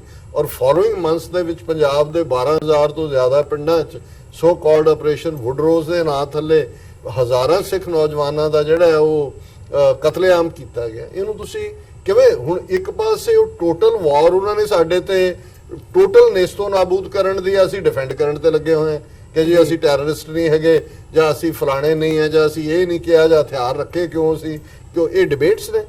ਸੋ ਮੈਂ ਸਮਝਦਾ ਵੀ ਪਹਿਲੀ ਗੱਲ ਜੂਨ 84 ਤੱਕ ਇੰਡੀਅਨ ਸਟੇਟ ਦੇ ਨਾਲ ਅਸੀਂ ਅਨੰਦਪੁਰ ਦੇ ਮਤੇ ਦੇ ਥੱਲੇ, ਜਿਸ ਦੇ ਲਈ ਧਰਮਯੁੱਧ ਮੋਰਚਾ, ਜਿਹਦੇ ਜਿਵੇਂ ਇਹਨਾਂ ਨੇ ਬਿਲਕੁਲ ਠੀਕ ਕਿਹਾ ਕਿ ਸੰਤ ਪਿੰਡਾਂ ਵਾਲੇ ਸਿਵਲ ਲਿਬਰਟੀ ਮੂਵਮੈਂਟ ਨੂੰ ਲੀਡ ਕਰ ਰਹੇ ਸੀ। ਜਿਹੜੀ ਸਿਵਲ ਲਿਬਰਟੀ ਮੂਵਮੈਂਟ ਜਿਹੜੀ ਹੈ ਉਹ ਟਰੂ ਫੈਡਰਲ ਸਟਰਕਚਰ ਦੇ ਲਈ ਸੀ। ਔਰ ਜ਼ਾਹਰ ਹੈ ਵੀ ਜੇ ਤੁਸੀਂ ਪੀਸਫੁਲ ਸਿਵਲ ਲਿਬਰਟੀ ਮੂਵਮੈਂਟ ਨੂੰ ਜਿਹੜਾ ਟੈਂਕਾਂ ਤੋਪਾਂ ਦੇ ਹਮਲੇ ਨਾਲ ਇੱਕ ਕੌਮ ਦੀ ਨਸਲਕੁਸ਼ੀ ਦਾ ਚੁੱਕ ਲੈਂਦੇ ਹੋ, ਫਿਰ ਤਾਂ ਤੁਹਾਡਾ ਹੱਕ ਬਣਦਾ ਆਪਣੇ ਆਪ ਨੂੰ ਡਿਫੈਂਡ ਕਰਨਾ ਵੀ। ਉਹ ਕੋਈ ਬਾਹਰ ਨਿਕਲ ਕੇ ਉਹਨਾਂ ਨੇ ਕਿਸੇ ਤੇ ਅਟੈਕ ਨਹੀਂ ਕੀਤਾ, ਵੈਲ ਵਿਦਨ ਉਹਨਾਂ ਦਾ ਰਾਈਟ ਸੀ ਉਹ ਡਿਫੈਂਡ ਕਰਨਾ। ਔਰ ਉਹਨਾਂ ਨੇ ਸਿੱਖ ਸਪਿਰਿਟ ਦੇ ਮੁਤਾਬਕ ਚਮਕੌਰ ਦੀ ਗੜੀ ਜਿਹੜੀ ਕਿ ਹਮੇਸ਼ਾ ਹਰ ਸਿੱਖ ਦੇ ਅੰਦਰ ਉਸਰੀ ਹੋਈ ਹੈ ਕਿ 10 ਲੱਖ ਦਾ ਘੇਰਾ, 40 ਭੁੱਖੇ ਪਾਣੇ ਸਿੱਖ ਨੇ ਪਰ ਅਖੀਰ ਤੱਕ ਜੂਝ ਕੇ ਸ਼ਹੀਦੀ, ਉਸ ਚਮਕੌਰ ਦੀ ਗੜੀ ਨੇ ਸਿੱਖਾਂ ਨੂੰ ਕਦੇ ਡੋਲਣ ਹੀ ਨਹੀਂ ਦਿੱਤਾ। ਔਰ ਇਹੀ ਗੱਲ ਜਦੋਂ ਮੈਂ ਇਹਦਾ ਮਾਰਕ ਟਲੀ ਲਿਖਦਾ ਹੈ ਕਿ ਵੀ ਉਹਨੇ ਜੂਨ 1 ਜਾਂ ਮਈ 31 ਨੂੰ ਲਾਸਟ ਇੰਟਰਵਿਊ ਸੰਤਾਂ ਨੂੰ ਕੀਤਾ, ਉਹਨੇ ਕਿਹਾ ਜੀ ਫੌਜ ਆ ਗਈ ਹੈ, ਤੁਹਾਡਾ ਕੋਈ ਹੈ ਨਹੀਂ ਕਿ ਵੀ ਤੁਸੀਂ ਜਿੱਤ ਸਕਣਾ ਫੌਜ ਨੂੰ, ਤੇ ਤੁਹਾਨੂੰ ਡਰ ਨਹੀਂ ਲੱਗਦਾ। ਔਰ ਜਿਹੜੇ ਉਹਨਾਂ ਦੇ ਲਫ਼ਜ਼ ਨੇ ਉਹਨੇ ਕੋਟ ਅਨਕੋਟ ਦਿੱਤੇ ਨੇ ਕਿ ਇਹ Sikh is not afraid of death and whoever is afraid of death is not a Sikh. So ਇਹ ਸਿੱਖੀ ਨੂੰ ਡਿਫਾਈਨ ਕੀਤਾ ਹੈ। ਮੈਂ ਸਮਝਦਾ ਵੀ ਇਹ ਸਾਡਾ ਗਲੋਰੀਅਸ ਹਿਸਟਰੀ ਦੀ ਰਿਵਾਈਵਲ ਵੀ ਹੈ, ਜਿਹੜੇ ਭੁੱਲ ਗਏ ਸੀ ਅਸੀਂ।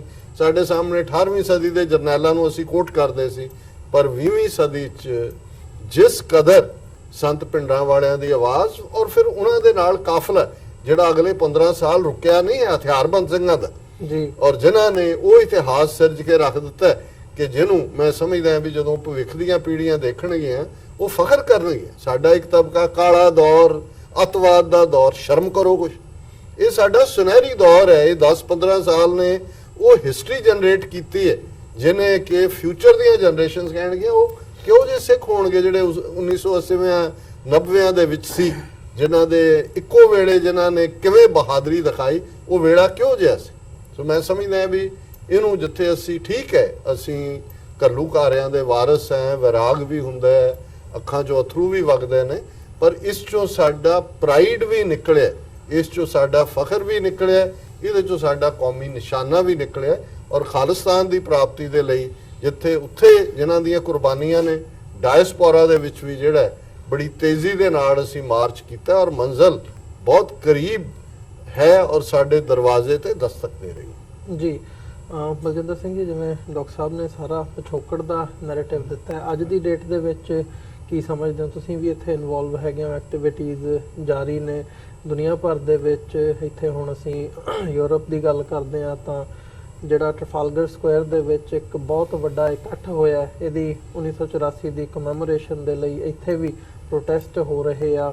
ਉਹ ਵਾਸ਼ਿੰਗਟਨ ਡੀਸੀ ਦੀ ਧਰਤੀ ਹੋਵੇ, ਆਟਵਾ ਕੈਨੇਡਾ ਦੀ ਪਾਰਲੀਮੈਂਟ ਹੋਵੇ, ਸੈਨ ਫਰਾਂਸਿਸਕੋ ਹੋਵੇ, ਸ਼ਿਕਾਗੋ ਹੋਵੇ, ਤਾਂ ਦੁਨੀਆ ਭਰ ਦੇ ਵਿੱਚ ਇਸ ਗੱਲ ਨੂੰ ਯਾਦ ਕੀਤਾ ਜਾ ਰਿਹਾ ਹੈ ਤੇ ਆਪਣਾ ਜਿਹੜਾ ਇਸ ਸਟਰਗਲ ਦੇ ਪ੍ਰਤੀ ਤੇ ਕੌਮੀ ਨਿਸ਼ਾਨੇ ਖਾਲਿਸਤਾਨ ਦੇ ਪ੍ਰਤੀ ਜਿਹੜੀ ਫਰੋੜਤਾ ਹੈ ਉਹ ਦੁਬਾਰਾ ਦੁਹਰਾਈ ਜਾ ਰਹੀ ਹੈ।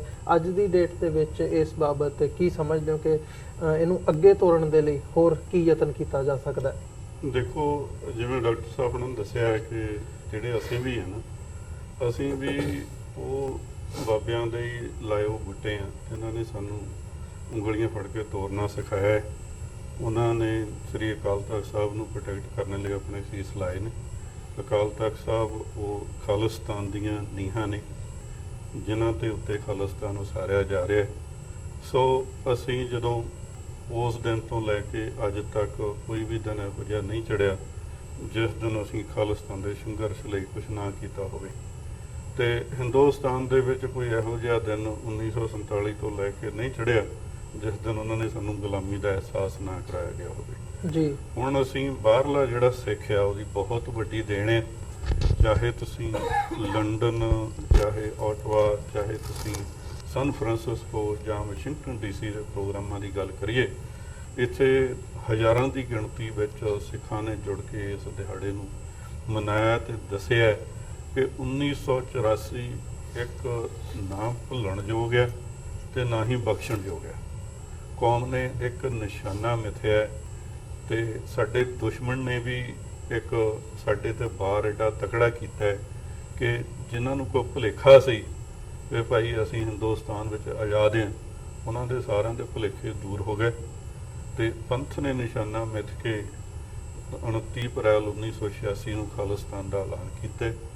ਉਸ ਤੋਂ ਬਾਅਦ 10-15 ਸਾਲ ਇੱਕ ਜਿਵੇਂ ਕਹਿੰਦੇ ਹੁੰਦੇ ਆ ਭਈ ਨੰਗੇ ਧੜ ਸੰਘਰਸ਼ ਲੜਿਆ ਯੋਧਿਆਂ ਨੇ। ਸੰਤ ਜਰਨੈਲ ਸਿੰਘ ਖਾਲਸਾ ਭਿੰਡਰਾਂ ਵਾਲਿਆਂ ਦੇ ਬਚਨ ਤੇ ਜਿਸ ਦਿਨ ਭਾਰਤੀ ਫੌਜ ਦੇ ਨਾਪਾਕ ਕਦਮ ਸ੍ਰੀ ਦਰਬਾਰ ਸਾਹਿਬ ਦੀ ਪਰਿਕਰਮਾ 'ਚ ਪਏ, ਉਸ ਦਿਨ ਖਾਲਿਸਤਾਨ ਦੀ ਨੀਂਹ ਰੱਖੀ ਜਾਊਗੀ। ਤੇ ਉਸ ਵਚਨਾਂ ਦੇ ਉੱਤੇ ਪਹਿਰਾ ਦੇਣ ਲਈ ਯੋਧਿਆਂ ਨੇ ਹੱਸ-ਹੱਸ ਕੇ ਕੁਰਬਾਨੀਆਂ ਕੀਤੀਆਂ।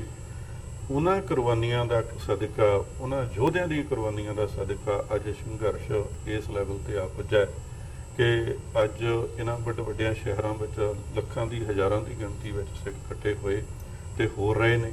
ਸਾਰਾ ਮਹੀਨਾ ਉਹਨਾਂ ਸ਼ਹੀਦਾਂ ਨੂੰ ਯਾਦ ਕਰਨ ਦਾ ਤੇ ਆਪਣਾ ਪ੍ਰਣ ਦੁਹਰਾਉਣ ਦਾ ਇਹ ਮਹੀਨਾ ਹੈ ਕਿ ਵੀ ਭਾਈ ਅਸੀਂ ਇਹ ਨਾ ਭੁੱਲਿਆ ਨਾ ਭੁੱਲਣਾ, ਅਸੀਂ ਕੌਮ ਦੀ ਆਜ਼ਾਦੀ ਲਈ ਸੰਘਰਸ਼ ਕਰਨਾ।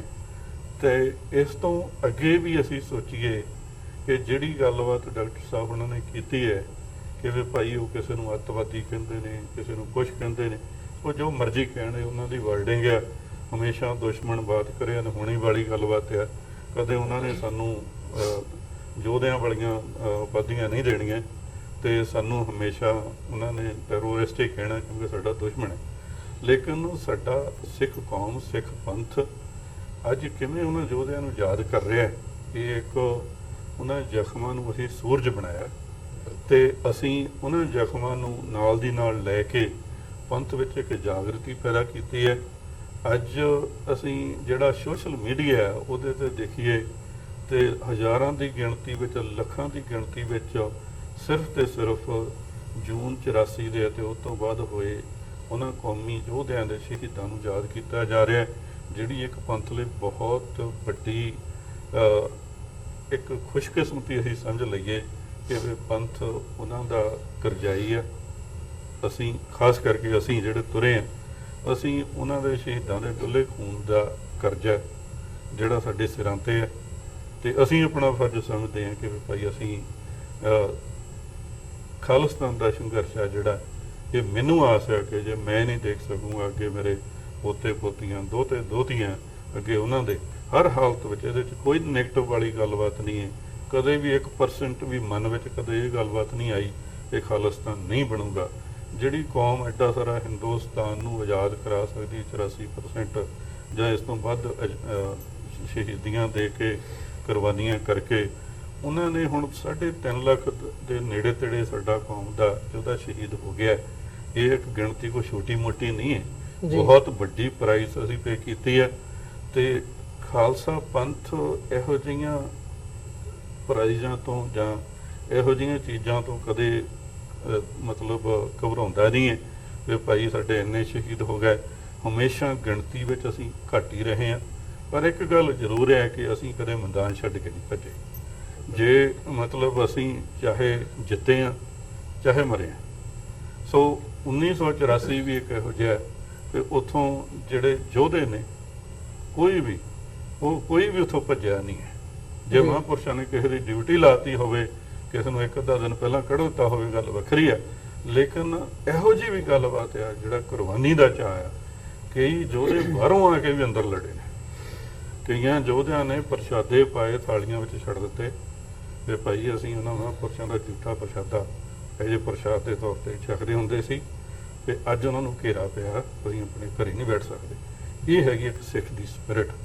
ਇਹ ਸਪਿਰਿਟ ਜਿੰਨਾ ਚਿਰ ਸਿੱਖ ਗੁਰੂ ਦੇ ਨਾਲ ਜੁੜਿਆ, ਗੁਰਬਾਣੀ ਪੜ੍ਹਦਾ, ਨਿਤਨੇਮੀ ਸਿੱਖਿਆ, ਤੇ ਉਹ ਇਹ ਸਪਿਰਿਟ ਕਦੇ ਨਹੀਂ ਜਾ ਸਕਦੇ। ਮੈਂ ਇਹਦੇ 'ਚ ਐਡ ਕਰਦੇ ਹਾਂ, ਬੜੀ ਖੂਬਸੂਰਤ ਗੱਲ ਇਹਨਾਂ ਨੇ ਕੀਤੀ। ਫੌਜੀ ਲੈਂਗੁਏਜ ਤਾਂ ਹਮੇਸ਼ਾ to stick to the gun ਅਸੀਂ ਕਹਿੰਦੇ, ਧਾਰਮਿਕ ਤੌਰ ਦੇ ਉੱਤੇ। ਔਰ ਮੈਂ ਸਮਝਦਾ ਵੀ ਬਹੁਤ ਵਾਰ ਅੱਜ ਜਦੋਂ ਅਸੀਂ ਜਿਹੜੀ ਪੁਜਾਰੀ ਸ਼੍ਰੇਣੀ ਹੈ, ਖਾਸ ਤੌਰ ਤੇ ਉਹਨਾਂ ਦਾ ਵਰਤਾਰਾ ਬਾਦਲ ਕਿਆਂ ਦੇ ਪ੍ਰਭਾਵ ਥੱਲੇ ਦੇਖਦੇ ਹਾਂ, ਤੇ ਉਹਨਾਂ ਦੇ ਬਾਰੇ ਬਹੁਤ ਨੈਗੇਟਿਵਿਟੀ ਹੁੰਦੀ ਹੈ। ਪਰ ਜੂਨ 84 'ਚ ਜਦੋਂ ਅਸੀਂ ਦੇਖਦੇ ਹਾਂ ਕਿ ਜੇ ਭਾਈ ਅਮਰੀਕ ਸਿੰਘ ਵਰਗੇ ਹਜ਼ੂਰੀ ਕੀਰਤਨੀਏ ਸੂਰਮੇ ਨੇ, ਉਹਨਾਂ ਨੂੰ ਪਤਾ ਹੈ ਗੋਲੇ ਚੱਲ ਰਹੇ ਨੇ 4 ਚੁਫੇਰੇ, ਉਹ ਆਪਣੀ ਕੀਰਤਨ ਦੀ ਡਿਊਟੀ ਦੇਣ ਦੇ ਲਈ ਆਉਂਦੇ ਨੇ, ਸ਼ਹੀਦ ਹੁੰਦੇ ਨੇ। ਗ੍ਰੰਥੀ ਸਿੰਘ ਨੇ ਉਹ ਯਕੀਨੀ ਬਣਾਉਂਦੇ ਨੇ ਕਿ ਮਹਾਰਾਜ ਦਾ ਸੁਖਾਸਨ ਹੋਏ, ਉੱਪਰ ਪਹੁੰਚ ਗਏ, ਕੋਈ ਉੱਥੇ ਭੱਜਿਆ ਨਹੀਂ ਹੈ। ਜੋ ਮਾਹੌਲ 1 ਜੂਨ ਤੋਂ ਬਣਿਆ ਉਹਦੇ 'ਚ ਉੱਥੇ ਸੇਵਾਦਾਰ, ਗ੍ਰੰਥੀ, ਜੇ ਮਹਾਰਾਜ ਦਾ ਕੀਰਤਨ ਕਰਦੇ ਆ, ਉਹ ਅੰਦਰ ਹਰਮੰਦਰ ਸਾਹਿਬ ਦੇ ਵਿੱਚ ਸ਼ਾਇਦ ਭਾਈ ਪਾਰੋਵਾਲ ਸਨ ਜਿਹੜੇ ਸ਼ਹੀਦ ਹੁੰਦੇ ਨੇ, ਤੇ ਦੂਸਰੇ ਬੈਠੇ ਨੇ ਪਿੱਛੇ ਕੀਰਤਨ ਦੀ ਡਿਊਟੀ ਲੈਣ। ਸੋ ਇਹ ਇੱਕ ਜਦੋਂ ਅਸੀਂ ਮੀਰੀ ਪੀਰੀ ਦੇ ਅਨੂਠੇ ਸੰਗਮ ਦੀ ਗੱਲ ਕਰਦੇ ਹਾਂ, ਅਕਾਲ ਤਖਤ ਸਾਹਿਬ ਸਾਡੀ ਸੋਵਰਨਿਟੀ ਟੈਂਪੋਰਲ ਸੀਟ ਹੈ, ਉਹਨੂੰ ਪ੍ਰੋਟੈਕਟ ਕਰਨ ਦੇ ਲਈ ਉਹਦੀ ਕਿਲਾਬੰਦੀ ਵੀ ਸਿੰਘਾਂ ਨੇ ਕੀਤੀ, ਉਹਦੇ ਲਈ ਲੜੇ ਵੀ, ਅਖੀਰ ਤੱਕ ਲੜੇ। ਹਰਮੰਦਰ ਸਾਹਿਬ ਸਾਡਾ ਜਿਹਦੀ ਸੰਗੇ ਬੁਨਿਆਦ ਸਾਈਂ ਮੀਆਂ ਮੀਰ ਨੇ ਰੱਖੀ, ਰੂਹਾਨੀਅਤ ਦਾ ਮੁਜੱਸਮਾ ਕੁੱਲ ਲੁਕਾਈ ਲਈ, ਉਹਦੇ 'ਚ ਕਿਸੇ ਸਿੰਘ ਨੇ ਪੋਜੀਸ਼ਨ ਨਹੀਂ ਲਈ, ਕੋਈ ਉੱਥੇ ਅੰਦਰ ਨਹੀਂ ਸੀ ਗਨ ਲੈ ਕੇ ਬੈਠਾ। ਉੱਥੇ ਧਾਰਮਿਕ ਤੌਰ ਤੇ ਅਖੀਰ ਤੱਕ, ਜਦੋਂ ਤੱਕ ਵੀ ਧਾਰਮਿਕ ਪਰੰਪਰਾਵਾਂ ਦੇ ਮੁਤਾਬਕ, ਮਰਿਆਦਾ ਦੇ ਮੁਤਾਬਕ ਨਿਭਾ ਹੁੰਦਾ ਸੀ, ਹੋਇਆ। ਸੋ ਇਹ ਵੀ ਮੈਂ ਸਮਝਦਾ। ਔਰ ਥਰਡ ਇਹਦੇ 'ਚ ਜਿਹੜਾ ਸੈਗਮੈਂਟ ਸਾਨੂੰ ਬੜਾ ਜ਼ਰੂਰੀ ਹੈ, ਅਸੀਂ ਬਹੁਤ ਵਾਰ ਦੇਖਦੇ ਹਾਂ ਲਾਇਲਟੀ ਦੀ ਗੱਲ। ਜਦੋਂ ਵੀ ਕਿਸੇ ਫੌਜੀ ਨੂੰ ਸਹੁੰ ਚੁਕਾਈ ਜਾਂਦੀ ਹੈ, ਉਹ ਦੇਸ਼ ਦੀ ਜਿਹੜੀ ਹੈ ਉਸ ਦੀ ਵਫਾ ਦੀ ਚੁਕਾਈ ਜਾਂਦੀ ਹੈ। ਔਰ ਅੱਜ ਜਦੋਂ ਅਸੀਂ ਇਹ ਗੱਲ ਕਰ ਰਹੇ ਹਾਂ ਅਸੀਂ ਹਜ਼ਾਰਾਂ ਉਹਨਾਂ ਧਰਮੀ ਫੌਜੀਆਂ ਨੂੰ, ਜਿਹੜੇ ਕੋਈ ਰਾਮਗੜ੍ਹ ਬੈਠਾ ਹੈ, ਕੋਈ ਪੂਨੇ ਹੈ, ਕੋਈ ਪੁੰਛ ਹੈ, ਕੋਈ ਗੰਗਾਨਗਰ ਹੈ, ਕੋਈ ਜੰਮੂ ਹੈ, ਕੋਈ ਅਸਾਮ ਹੈ, ਕੰਨਾਂ 'ਚ ਆਵਾਜ਼ ਪੈਂਦੀ ਹੈ, ਕਿਉਂਕਿ BBC ਇੱਕੋ ਇੱਕ ਸੋਰਸ ਸੀ, ਕਿਉਂਕਿ ਬਾਕੀ ਤਾਂ ਸਾਰਾ ਕੁਝ ਉਹਨਾਂ ਨੇ ਕੱਟ ਆਫ ਕੀਤਾ ਹੋਇਆ ਸੀ। ਜੀ ਕੋਈ ਰਿਟਾਇਰਮੈਂਟ ਦੇ ਨੇੜੇ ਨੇ, ਕੋਈ ਅਜੇ ਰਿਕਰੂਟ ਨੇ, ਸਭ ਛੱਡ ਕੇ ਤੁਰ ਪੈਂਦੇ ਨੇ, ਦਰਬਾਰ ਸਾਹਿਬ ਜਾਣਾ ਹੈ, ਦਰਬਾਰ ਸਾਹਿਬ ਜਾਣਾ ਹੈ। ਸੋ ਔਰ ਉਹਦੇ 'ਚ ਕਿੰਨੇ ਮਾਰੇ ਜਾਂਦੇ ਨੇ, ਕਿੰਨੇ ਜਿਹੜੇ ਨੇ ਉਹ ਨੌਕਰੀਆਂ ਬਰਖਾਸਤ ਕੀਤੇ ਜਾਂਦੇ ਨੇ, ਕਿੰਨੇ ਅਜੇ ਵੀ ਸਜ਼ਾਵਾਂ ਭੋਗ ਰਹੇ ਨੇ। ਸੋ ਇਹ ਜਿਹੜੀ ਸਪਿਰਿਟ ਸੀ ਦੁਨੀਆ ਭਰ ਦੇ ਵਿੱਚ, ਜਿਹੜੀ ਇੱਕ ਸਿੱਖੀ ਦਾ ਗੁਰੂ ਦੇ ਨਾਲ ਵਫਾ ਦੀ ਗੱਲ ਸੀ, ਉਹ ਹਰ ਇੱਕ ਨੇ ਨਿਭਾਈ। ਬੇਸ਼ੱਕ ਖੁਸ਼ਵੰਤ ਸਿੰਘ ਵਰਗੇ ਲੋਕ ਜਿਹੜੇ ਖੁਸ਼ਾਮਦ ਸਿੰਘ ਬਣੇ ਹੋਏ ਸੀ, ਜਿਵੇਂ ਐਮਰਜੈਂਸੀ ਦੀ ਉਹਨੇ ਤਾਰੀਫ ਕੀਤੀ, ਔਰ ਬਾਅਦ 'ਚ 84 ਤੋਂ ਬਾਅਦ ਦਾ ਰੋਲ ਠੀਕ ਨਹੀਂ ਰਿਹਾ। ਹੁਣ ਇੰਨਾ ਇੰਦਰਾ ਗਾਂਧੀ ਦੇ ਕਲੋਜ਼ ਬੰਦਾ, ਜਿਹੜਾ ਰਾਜ ਸਭਾ ਦਾ ਮੈਂਬਰ ਵੀ ਨੋਮੀਨੇਟ ਕੀਤਾ ਹੋਇਆ, ਉਹਦੇ ਮੁੰਡੇ ਸੰਜੇ ਗਾਂਧੀ ਦਾ ਵੀ ਯਾਰ ਹੈ, ਉਹ ਪਦਮ ਭੂਸ਼ਣ ਦਾ ਅਹੁਦਾ ਛੱਡ ਦਿੰਦਾ, ਜਿਹੜਾ ਮਾਣ ਹੈ ਉਹ ਛੱਡ ਦਿੰਦਾ। ਭਗਤ ਪੂਰਨ ਸਿੰਘ ਵਰਗੇ ਫਕੀਰ ਜਿਹੜੇ ਪਿੰਗਲਵਾੜਾ ਦੇ ਫਾਊਂਡਰ ਨੇ, ਉਹ ਆਪਣਾ ਛੱਡ ਦਿੰਦੇ ਨੇ, ਔਰ ਪੂਰਾ ਉਹ ਨਾਲ ਚਿੱਠੀ ਲਿਖਦੇ ਨੇ ਵੀ ਕੀ ਕੀ ਜ਼ੁਲਮ ਕੀਤੇ ਨੇ ਤੁਹਾਡੀ ਫੌਜ ਨੇ, ਤੁਹਾਡਾ ਅਸੀਂ ਆਨਰ ਨਹੀਂ ਲੈਣਾ। ਡਾਕਟਰ ਗੰਡਾ ਸਿੰਘ ਵਰਗੇ ਹਿਸਟੋਰੀਅਨ, ਔਰ ਕਿਵੇਂ ਉਹ ਉਹਨਾਂ ਦੇ ਵਿੱਚ ਗਵਰਨਮੈਂਟ ਜੌਬਸ ਕਿੰਨਿਆਂ ਨੇ ਛੱਡੀਆਂ, ਕਿੰਨਿਆਂ ਨੇ ਜਿਹੜਾ ਉਹ ਲੀਡ ਕੀਤੇ, ਪਰ ਕੋਈ ਬੰਗਲੌਰ 'ਚ, ਕੋਈ ਗਵਾਲੀਅਰ 'ਚ ਦੂਜੇ IAS ਆਫੀਸਰ ਜਿਹੜੇ ਔਨ ਡਿਊਟੀ ਨੇ, ਉਹ ਪ੍ਰੋਟੈਸਟ ਦੇ ਨਿਕਲ ਆਏ ਨੇ ਵੀ ਕਰ ਦਿਓ ਸਾਨੂੰ ਡਿਸਮਿਸ। ਸੋ ਇਹ ਜਿਹੜੀ ਸਿੱਖੀ ਦੀ ਸਪਿਰਿਟ ਸੀ, ਔਰ ਮੈਂ ਸਮਝਦਾ ਵੀ ਅੱਜ ਵੀ ਜਦੋਂ ਅਸੀਂ ਦੇਖਦੇ ਹਾਂ ਕਿ ਡਾਇਸਪੋਰਾ 'ਚ ਜਿਸ ਕਦਰ ਉਤਸ਼ਾਹ ਹੈ, ਔਰ ਕਈਆਂ ਨੇ ਇਹ ਗੱਲ ਕਹੀ ਕਿ ਜੀ ਜੂਨ 84 ਤੱਕ ਤਾਂ ਅਸੀਂ ਗਵਾਚੇ ਹੀ ਹੋਏ ਸੀ, ਔਰ ਇਹ ਉਹ ਦੌਰ ਹੈ ਕਿ ਜਿਹੜੇ ਬਾਹਰ ਜਿਹੜੇ ਸਿੱਖੀ ਸਰੂਪ 'ਚ ਵੀ ਨਹੀਂ ਸੀ, ਜੋ ਹੀ ਇਹ ਹੁੰਦਾ ਹੈ ਹਮਲਾ, ਉਸ ਤੋਂ ਬਾਅਦ ਉਹ ਵਾਪਸ ਆਪਣੀਆਂ ਜੜ੍ਹਾਂ ਵੱਲ ਮੁੜਦੇ ਨੇ, ਆਪਣੇ ਬੱਚੇ ਬੱਚੀਆਂ ਨੂੰ ਸਿੱਖੀ ਸਰੂਪ 'ਚ ਲਿਆਉਂਦੇ ਨੇ। ਸੋ ਇਹੀ ਹੈ ਕੌਮਾਂ ਦੀ ਜ਼ਿੰਦਗੀ 'ਚ, ਬੇਸ਼ੱਕ ਘੱਲੂਘਾਰੇ ਵਾਪਰਦੇ ਨੇ। ਕਰਬਲਾ ਇਸਲਾਮ ਦੇ ਵਿੱਚ ਅੱਜ ਵੀ ਜਿੱਥੇ ਹੁਸੈਨ ਜਿਹੜੇ ਨੇ ਇਮਾਮ, ਉਹ ਸ਼ਹੀਦ ਹੁੰਦੇ ਨੇ, ਬੱਚਾ ਔਰ ਪਾਣੀ ਔਰ ਦੂਸਰੇ ਤੋਂ ਵਿਰਵੇ ਰਹਿ ਕੇ, ਪਰ ਜਦੋਂ ਇਹ ਕਿਹਾ ਜਾਂਦਾ ਹੈ ਕਿ ਇਸਲਾਮ ਜ਼ਿੰਦਾ ਹੋਤਾ ਹੈ ਹਰ ਕਰਬਲਾ ਕੇ ਬਾਅਦ, ਕਿਉਂਕਿ ਇਹ ਜਿਹੜੀ ਹੈ ਕੌਮ ਨੂੰ ਜ਼ਿੰਦਗੀ, ਜਦੋਂ ਅਸੀਂ ਸ਼ਹੀਦਾਂ ਦੀ ਗੱਲ ਕਰਦੇ ਹਾਂ, ਸ਼ਹੀਦ ਕੌਮ ਦੀ ਹਯਾਤ ਨੇ, ਜ਼ਿੰਦਗੀ ਨੇ। ਔਰ ਕਿਸੇ ਨੇ ਬਾਖੂਬੀ ਕਿਹਾ ਕਿ ਸ਼ਹੀਦ की जो मौत है वो कौम की हयात है, हयात तो हयात है, मौत भी हयात है।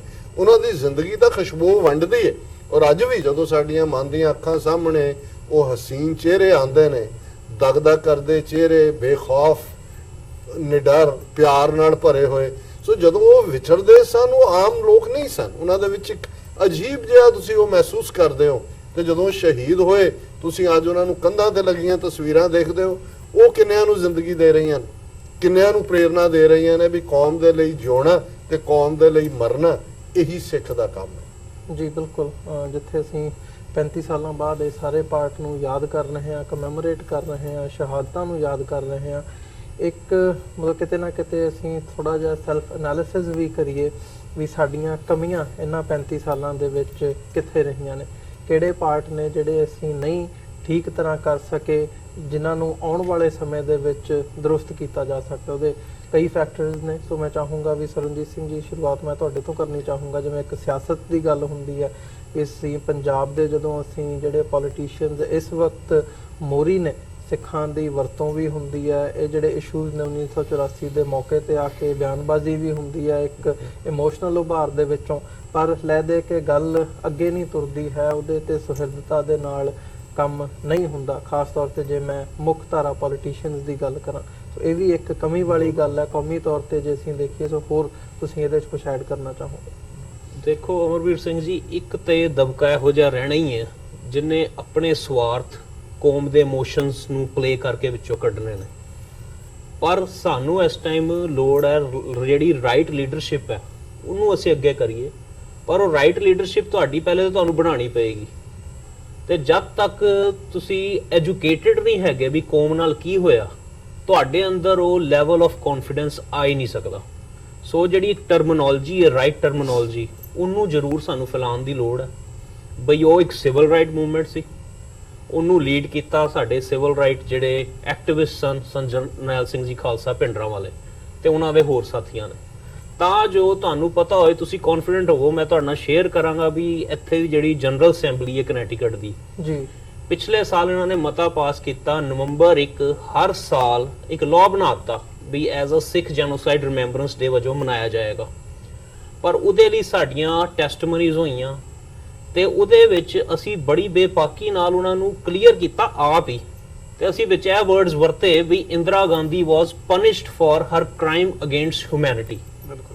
ਤੇ ਇਹਦੇ ਵਿੱਚ ਕੋਈ ਦੋ ਰਾਏ ਨਹੀਂ ਹੈ, ਜੋ ਉਹਨੇ ਆਰਡਰ ਦੇ ਕੇ ਦਰਬਾਰ ਸਾਹਿਬ ਦੇ ਉੱਤੇ ਹਮਲਾ ਕਰਾਇਆ ਇੰਡੀਅਨ ਆਰਮੀ ਤੋਂ, ਉਹ ਸਹੀ ਮਾਇਨੇ ਵਿੱਚ ਇੱਕ ਕ੍ਰਾਈਮ ਸੀ।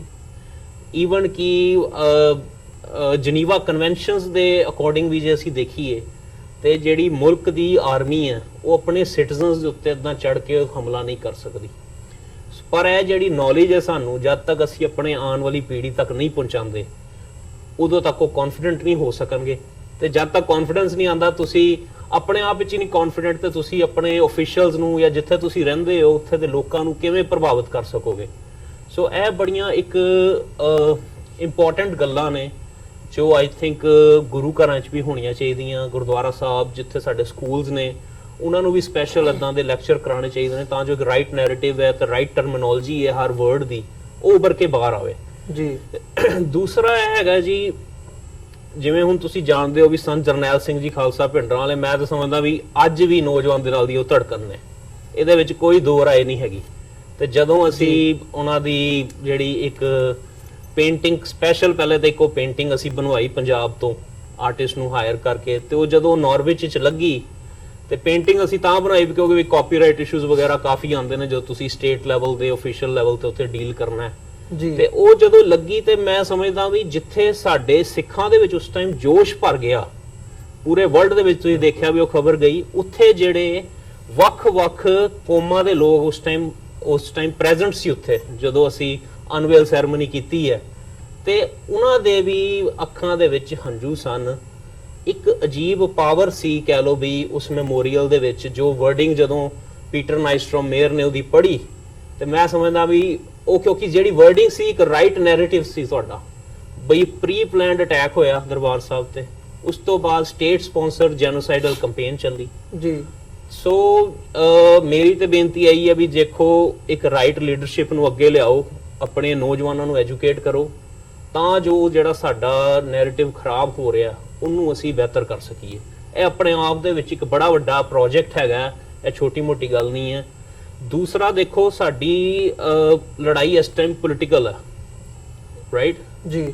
ਤੇ ਸਾਨੂੰ ਇਹ ਵੀ ਇੱਕ ਸਮਝਣ ਦੀ ਲੋੜ ਹੈ ਵੀ ਪੰਜਾਬ ਇਸ ਟਾਈਮ ਵੀ ਵਾਰ ਦੇ ਵਿੱਚੋਂ ਗੁਜ਼ਰ ਰਿਹਾ, ਕਿਉਂਕਿ ਵਾਰ ਅਜੇ ਖਤਮ ਨਹੀਂ ਹੋਈ। ਤਰੀਕੇ ਜ਼ਰੂਰ ਬਦਲ ਗਏ ਨੇ, ਅੱਜ ਵੀ ਡਰੱਗਸ ਪੰਜਾਬ ਦੇ ਵਿੱਚ ਆ ਰਹੇ ਨੇ, ਅੱਜ ਵੀ ਫਾਰਮਰ ਸੁਸਾਈਡ ਹੈ, ਅੱਜ ਵੀ ਪੰਜਾਬ ਦਾ ਜਿਹੜਾ ਪਾਣੀ ਹੈ ਉਹ ਦੂਸਰੀਆਂ ਸਟੇਟਾਂ ਨੂੰ ਜਾ ਰਿਹਾ ਤੇ ਪੰਜਾਬ ਨੂੰ ਉਹਦੀ ਚਵਾਨੀ ਵੀ ਨਹੀਂ ਮਿਲ ਰਹੀ। ਸੋ ਅਜੇ ਵੀ ਤੁਹਾਡੀ ਲੜਾਈ ਜਾਰੀ ਹੈ। ਇਹ ਤੁਹਾਡੇ ਦਿਮਾਗ ਦੇ ਵਿੱਚ, ਹਰ ਸਿੱਖ ਦੇ ਮਨ ਦੇ ਵਿੱਚ, ਹਰ ਪੰਜਾਬੀ ਦੇ ਮਨ ਦੇ ਵਿੱਚ ਵੀ ਇਹ ਚੀਜ਼ ਹੋਣੀ ਚਾਹੀਦੀ ਹੈ ਜਿਹੜਾ ਪੰਜਾਬ ਨੂੰ ਪਿਆਰ ਕਰਦਾ। ਤੇ ਪੰਜਾਬ ਨੈਸ਼ਨਲਿਜ਼ਮ ਨੂੰ ਮਾਰਨ ਦੇ ਵਿੱਚ ਇੰਡੀਅਨ ਗਵਰਨਮੈਂਟ ਦਾ ਬੜਾ ਵੱਡਾ ਇੱਕ ਰੋਲ ਹੈ, ਬਈ ਕਿ ਪਹਿਲੇ ਤਾਂ ਤੁਸੀਂ ਸਿੱਖ ਨੈਰੇਟਿਵ ਮਾਰੋ, ਫਿਰ ਸਿੱਖਾਂ ਦਾ ਜਿਹੜਾ ਕਨਸੈਪਟ ਹੈਗਾ ਗੁਰੂ ਗ੍ਰੰਥ ਤੇ ਗੁਰੂ ਪੰਥ, ਉਹਨੂੰ ਢਾਹ ਪਹੁੰਚਾਓ। ਹੁਣ ਜੇ ਅਸੀਂ ਕਹਿੰਦੇ ਹਾਂ ਅਸੀਂ ਗੁਰੂ ਗ੍ਰੰਥ ਸਾਹਿਬ ਜੀ ਨੂੰ ਮੰਨਦੇ ਹਾਂ, ਤੇ ਫਿਰ ਇਹ ਕਿੱਦਾਂ ਹੋ ਸਕਦਾ ਵੀ ਅਸੀਂ ਗੁਰੂ ਪੰਥ ਦੀ ਗੱਲ ਨਾ ਮੰਨੀਏ। ਤੇ ਗੁਰੂ ਪੰਥ ਤੇ ਆਪਣਾ ਫੈਸਲਾ 29 ਅਪ੍ਰੈਲ 1986 ਵਿੱਚ ਕਰ ਚੁੱਕੀ ਹੈ, ਡੈਕਲੇਰੇਸ਼ਨ ਆਫ ਖਾਲਿਸਤਾਨ ਹੋ ਚੁੱਕੀ ਹੈ ਜੀ। ਸੋ ਇਹ ਜਿਹੜੀਆਂ ਕੁਝ ਮੁੱਢਲੀਆਂ ਚੀਜ਼ਾਂ ਨੇ, ਸਾਨੂੰ ਇਹਨਾਂ ਉੱਤੇ ਗੌਰ ਕਰਨ ਦੀ ਲੋੜ ਹੈ, ਇਹਨਾਂ ਲਈ ਡਾਇਲੌਗਸ ਚਾਹੀਦੇ ਨੇ, ਸਾਨੂੰ ਸੈਮੀਨਾਰ ਵੀ ਕਰਾਉਣ ਦੀ ਲੋੜ ਹੈ, ਤਾਂ ਜੋ ਅਸੀਂ ਆਪਣੀ ਨੌਜਵਾਨ ਪੀੜ੍ਹੀ ਨੂੰ ਤਿਆਰ ਕਰ ਸਕੀਏ। ਤੇ ਆਫ ਕੋਰਸ ਜਿਵੇਂ ਭਾਈ ਸਾਹਿਬ ਨੇ ਕਿਹਾ, ਭਾਈ ਬਲਜਿੰਦਰ ਸਿੰਘ ਜੀ ਨੇ, ਬਈ ਮੇਰੇ ਬੱਚੇ ਖਾਲਿਸਤਾਨ ਦੇਖਣ ਜਾਂ ਮੇਰੇ ਪੋਤਰੇ ਪੋਤਰੀਆਂ ਦੇਖਣ, ਤੇ ਦੇਖੋ ਇਹ ਤੇ ਗੁਰੂ ਸਾਹਿਬ ਦੀ ਬਖਸ਼ਿਸ਼ ਹੈ, ਜਦੋਂ ਹੋਣੀ ਹੈ ਹੋ ਜਾਣੀ ਹੈ। ਅਸੀਂ ਸਿਆਣੇ ਬਣੀਏ, ਜਦੋਂ ਕਹਿ ਲਓ ਵੀ ਪੁੱਤਰ ਧੀ ਸਿਆਣੇ ਹੁੰਦੇ ਨੇ ਤੇ ਮਾਪਿਓ ਵੀ ਕਹਿੰਦੇ ਨੇ ਵੀ ਜੇ ਵਧੀਆ ਬੱਚਾ ਹੋਵੇ ਨਾ ਤੇ ਮਾਂ ਵੀ ਜਦੋਂ ਰੋਟੀ ਦਿੰਦੀ ਹੈ ਥੋੜੀ ਵੱਧ ਚੋਪੜ ਦਿੰਦੀ ਹੈ। ਸੋ ਗੁਰੂ ਸਾਹਿਬ ਨੇ ਆਪੇ ਸਾਡੇ ਤੇ ਬਖਸ਼ਿਸ਼ ਕਰ ਦੇਣੀ ਹੈ। ਅਸੀਂ ਜ਼ਰੂਰ ਆਪਣਾ ਜਿਹੜਾ ਰਾਈਟ ਨੈਰੇਟਿਵ ਹੈ ਉਹਨੂੰ ਅੱਗੇ ਤੋਂ ਅੱਗੇ ਪੀੜ੍ਹੀ ਦਰ ਪੀੜ੍ਹੀ ਲੈ ਕੇ ਚੱਲੀਏ, ਤਾਂ ਜੋ ਉਹਨਾਂ ਨੂੰ ਜਦੋਂ ਹਿਸਟਰੀ ਵੇਖਣ ਉਹਨਾਂ ਨੂੰ ਫਕਰ ਹੋਵੇ ਤਾਂ ਆਪਣੀ ਹਿਸਟਰੀ ਤੇ। ਸੋ ਇਹ ਜਿਹੜੇ ਕੁਝ ਕੰਮ ਨੇ ਸਾਨੂੰ ਕਰਨ ਦੀ ਲੋੜ ਹੈ। ਸਪੈਸ਼ਲੀ ਮੈਂ ਕਹਿੰਦਾ ਵੀ ਇੱਕ ਸਾਡਾ ਨਵਾਂ ਪ੍ਰੋਜੈਕਟ ਆਉਣ ਵਾਲੇ ਟਾਈਮ ਵਿੱਚ ਇੱਕ ਇਹ ਵੀ ਹੈ ਵੀ ਅਸੀਂ ਅਮਰੀਕਾ ਦੇ ਜਿਹੜੇ ਸਿੱਖ ਨੇ ਉਹਨਾਂ ਨੂੰ ਇੱਕ ਪੋਲੀਟੀਕਲ ਸਿੱਖ ਮੈਨੀਫੈਸਟੋ ਤਿਆਰ ਕਰਕੇ ਦਈਏ ਜੀ, ਤਾਂ ਜੋ ਜਦੋਂ ਆਪਣੇ ਮੇਅਰ ਨੂੰ ਮਿਲਣ, ਕਾਂਗਰਸਮੈਨ ਨੂੰ ਮਿਲਣ, ਅਕਸਰ ਉਹ ਤੁਹਾਨੂੰ ਫੰਡ ਰੇਜ਼ਿੰਗ ਦੇ ਉੱਤੇ ਇਨਵਾਈਟ ਕਰਦੇ ਨੇ ਤੇ ਸਾਡੇ ਭੋਲੇ ਭਾਲੇ ਸਿੱਖ $50,000 ਵੀ ਦੇ ਆਉਂਦੇ ਨੇ ਤੇ ਕੰਮ ਵੀ ਨਹੀਂ ਕੁਛ ਲੈਂਦੇ। ਸੋ ਗੱਲ ਹੈ ਵੀ ਸਾਨੂੰ ਖੁਦ ਤੇ ਪਤਾ ਹੋਵੇ ਵੀ ਇਹ ਸਾਡਾ ਨੈਰੇਟਿਵ ਕੀ ਹੈ, ਪਲੱਸ ਜਿਹੜਾ ਸਾਡੇ ਨਾਲ ਖੜਦਾ ਹੈ ਉਹਦੀ ਅਸੀਂ ਮਦਦ ਕਰੀਏ, ਉਹ ਸਾਡਾ ਫਰਜ਼ ਵੀ ਬਣਦਾ ਹੈ। ਸੋ ਇਹ ਕੁਝ ਗੱਲਾਂ ਨੇ ਜੋ ਸਾਨੂੰ ਧਿਆਨ ਰੱਖਣ ਦੀ ਲੋੜ ਹੈ। ਪਰ ਮੈਂ ਸਮਝਦਾ ਵੀ ਜਿਵੇਂ ਜਿਵੇਂ ਹੁਣ ਯੰਗ ਜਨਰੇਸ਼ਨ ਸਾਡੀ ਅੱਗੇ ਆ ਰਹੀ ਹੈ, ਐਜੂਕੇਟ ਹੋ ਰਹੀ ਹੈ, ਤੇ ਜ਼ਰੂਰ ਸਾਨੂੰ ਗੁਰੂ ਸਾਹਿਬ ਆਉਣ ਵਾਲੇ ਸਮੇਂ 'ਚ ਕਾਮਯਾਬੀ ਬਖਸ਼ਣਗੇ। ਜੀ ਡਾਕਟਰ ਸਾਹਿਬ, ਤੁਸੀਂ ਕੀ ਸਮਝਦੇ ਹੋ, ਜਿਵੇਂ ਸੁਰਨਜੀਤ ਸਿੰਘ ਹੋਰਾਂ ਨੇ ਵੀ ਸਾਰਾ ਆਪਣੀ ਵਿਚਾਰ ਰੱਖੇ ਆ ਇਸ ਪਾਰਟ ਦੇ ਉੱਤੇ, ਜਿਹੜੀਆਂ ਕਮੀਆਂ ਰਹੀਆਂ ਨੇ ਉਹਨਾਂ ਨੂੰ ਦਰੁਸਤ ਕਰਨ ਦੀ ਜਦੋਂ ਗੱਲ ਆਉਂਦੀ ਹੈ, ਪੋਲੀਟੀਕਲ ਐਂਗਲ ਤੋਂ ਗੱਲ ਹੋਈ ਹੈ ਵੀ ਇੱਕ ਤਬਕਾ ਹਮੇਸ਼ਾ ਇਦਾਂ ਦਾ ਹੁੰਦਾ ਜਿਹੜਾ ਫਾਇਦੇ ਚੁੱਕਦਾ, ਬਟ ਜਿੰਨਾ ਮਤਲਬ ਇੱਕ ਹੋਰ ਵੀ ਪੁਆਇੰਟ ਹੁੰਦਾ ਵੀ ਜਿਹੜੇ ਪਰਿਵਾਰ ਜਿਵੇਂ ਬਲਜਿੰਦਰ ਸਿੰਘ ਹੋਰੀ ਨਾਲ ਬੈਠੇ ਆ, ਜਿਨ੍ਹਾਂ ਦੇ ਪਰਿਵਾਰਾਂ ਦੇ ਵਿੱਚ ਸ਼ਹੀਦੀਆਂ ਹੋਈਆਂ ਨੇ, ਇਹ ਵੀ ਗੱਲ ਆਉਂਦੀ ਹੈ ਵੀ ਉਹ ਪਰਿਵਾਰ ਬਾਅਦ ਦੇ ਵਿੱਚ ਰੁਲੇ ਆ, ਮਤਲਬ ਕੌਮ ਨੇ ਉਹਨਾਂ ਦੀ ਸਾਰ ਨਹੀਂ ਲਈ। ਸੋ ਇਦਾਂ ਦੇ ਜਿਹੜੇ ਪੁਆਇੰਟਸ ਹੈਗੇ ਆ, ਕੁਝ ਚੀਜ਼ਾਂ ਹੁੰਦੀਆਂ ਨੇ ਸਟਰਗਲ ਦੇ ਵਿੱਚ, ਕੀ ਸਮਝਦੇ ਹੋ ਕਿਹੜੀਆਂ ਇਦਾਂ ਦੀਆਂ ਕਮੀਆਂ ਰਹੀਆਂ ਨੇ ਜਿਹੜੀਆਂ ਆਉਣ ਵਾਲੇ ਸਮੇਂ ਦੇ ਵਿੱਚ ਸਾਨੂੰ ਜਿਹਦੇ ਤੇ ਧਿਆਨ ਰੱਖਣਾ ਚਾਹੀਦਾ? ਦੇਖੋ, ਅੰਗਰੇਜ਼ੀ ਦੇ ਦੋ ਲਫ਼ਜ਼ ਨੇ, ਇੱਕ ਹੈ ਸੈਲਫ ਐਨਾਲਿਸਿਸ, ਇੱਕ ਹੈ ਸੈਲਫ ਕੰਡੈਮਨੇਸ਼ਨ। ਪਹਿਲਾ ਹੈ ਆਪਾ ਪੜਚੋਲ ਤੇ ਜੀ। ਦੂਸਰਾ ਹੈ ਆਪਾ ਨਖੇਦੀ। ਸੈਲਫ ਐਨਾਲਿਸਿਸ ਬੜਾ ਜ਼ਰੂਰੀ ਹੁੰਦਾ ਹੈ। ਤੁਸੀਂ ਪੜਚੋਲ ਕਰਦੇ ਹੋ, ਜਿਵੇਂ ਤੁਸੀਂ ਪੁੱਛਿਆ ਕਿ ਭਾਈ ਕਿੱਥੇ ਅਸੀਂ ਬਿਹਤਰ ਪਰਫਾਰਮ ਕਰ ਸਕਦੇ ਸੀ, ਕਿਹੜੀ ਸਾਡੀ ਕਮਜ਼ੋਰੀ ਰਹੀ। ਪਰ ਮੈਂ ਦੇਖਦਾ ਹਾਂ ਵੀ ਇੱਕ ਪਾਸੇ ਸਾਡਾ ਇੱਕ ਵੱਡਾ ਤਬਕਾ ਜਿਹੜਾ ਖੁਦ ਭਗੌੜਾ ਹੈ ਇਹ ਸਾਰੀ ਕਮਿਟਮੈਂਟ ਤੋਂ ਔਰ ਇਹ ਸਾਰੇ ਤੋਂ, ਉਹ ਸੈਲਫ ਐਨਾਲਿਸਿਸ ਦੀ ਥਾਂ ਤੇ ਸੈਲਫ ਕੰਡੈਮਨੇਸ਼ਨ ਦੇ ਵਿੱਚ ਹੀ ਇੰਡਲਜ ਹੁੰਦਾ ਹੈ ਕਿ ਅਸੀਂ ਆਹ ਵੀ ਨਹੀਂ, ਅਸੀਂ ਆਹ ਵੀ ਨਹੀਂ, ਅਸੀਂ ਆਹ ਵੀ ਨਹੀਂ। ਉਸ ਤੋਂ ਇੱਕ ਵੱਡਾ ਪ੍ਰਚਾਰ ਇਹ ਹੁੰਦਾ ਹੈ ਜੀ ਅਸੀਂ ਸਿੱਖ ਨਹੀਂ ਬਣੇ ਜੀ, ਸਿੱਖ ਬਣ ਜਾਓ ਜੀ, ਖਾਲਿਸਤਾਨ ਆਪੇ ਬਣ ਜਾਏਗਾ ਜੀ, ਜਾਂ ਜੀ ਸਾਡੇ ਉਹ ਫਲਾਣੇ ਜੀ ਉਹ ਖੜਕੂਆਂ ਨੇ ਇਹ ਕਰਤਾ ਜੀ, ਉਹ ਕਰਤਾ ਜੀ।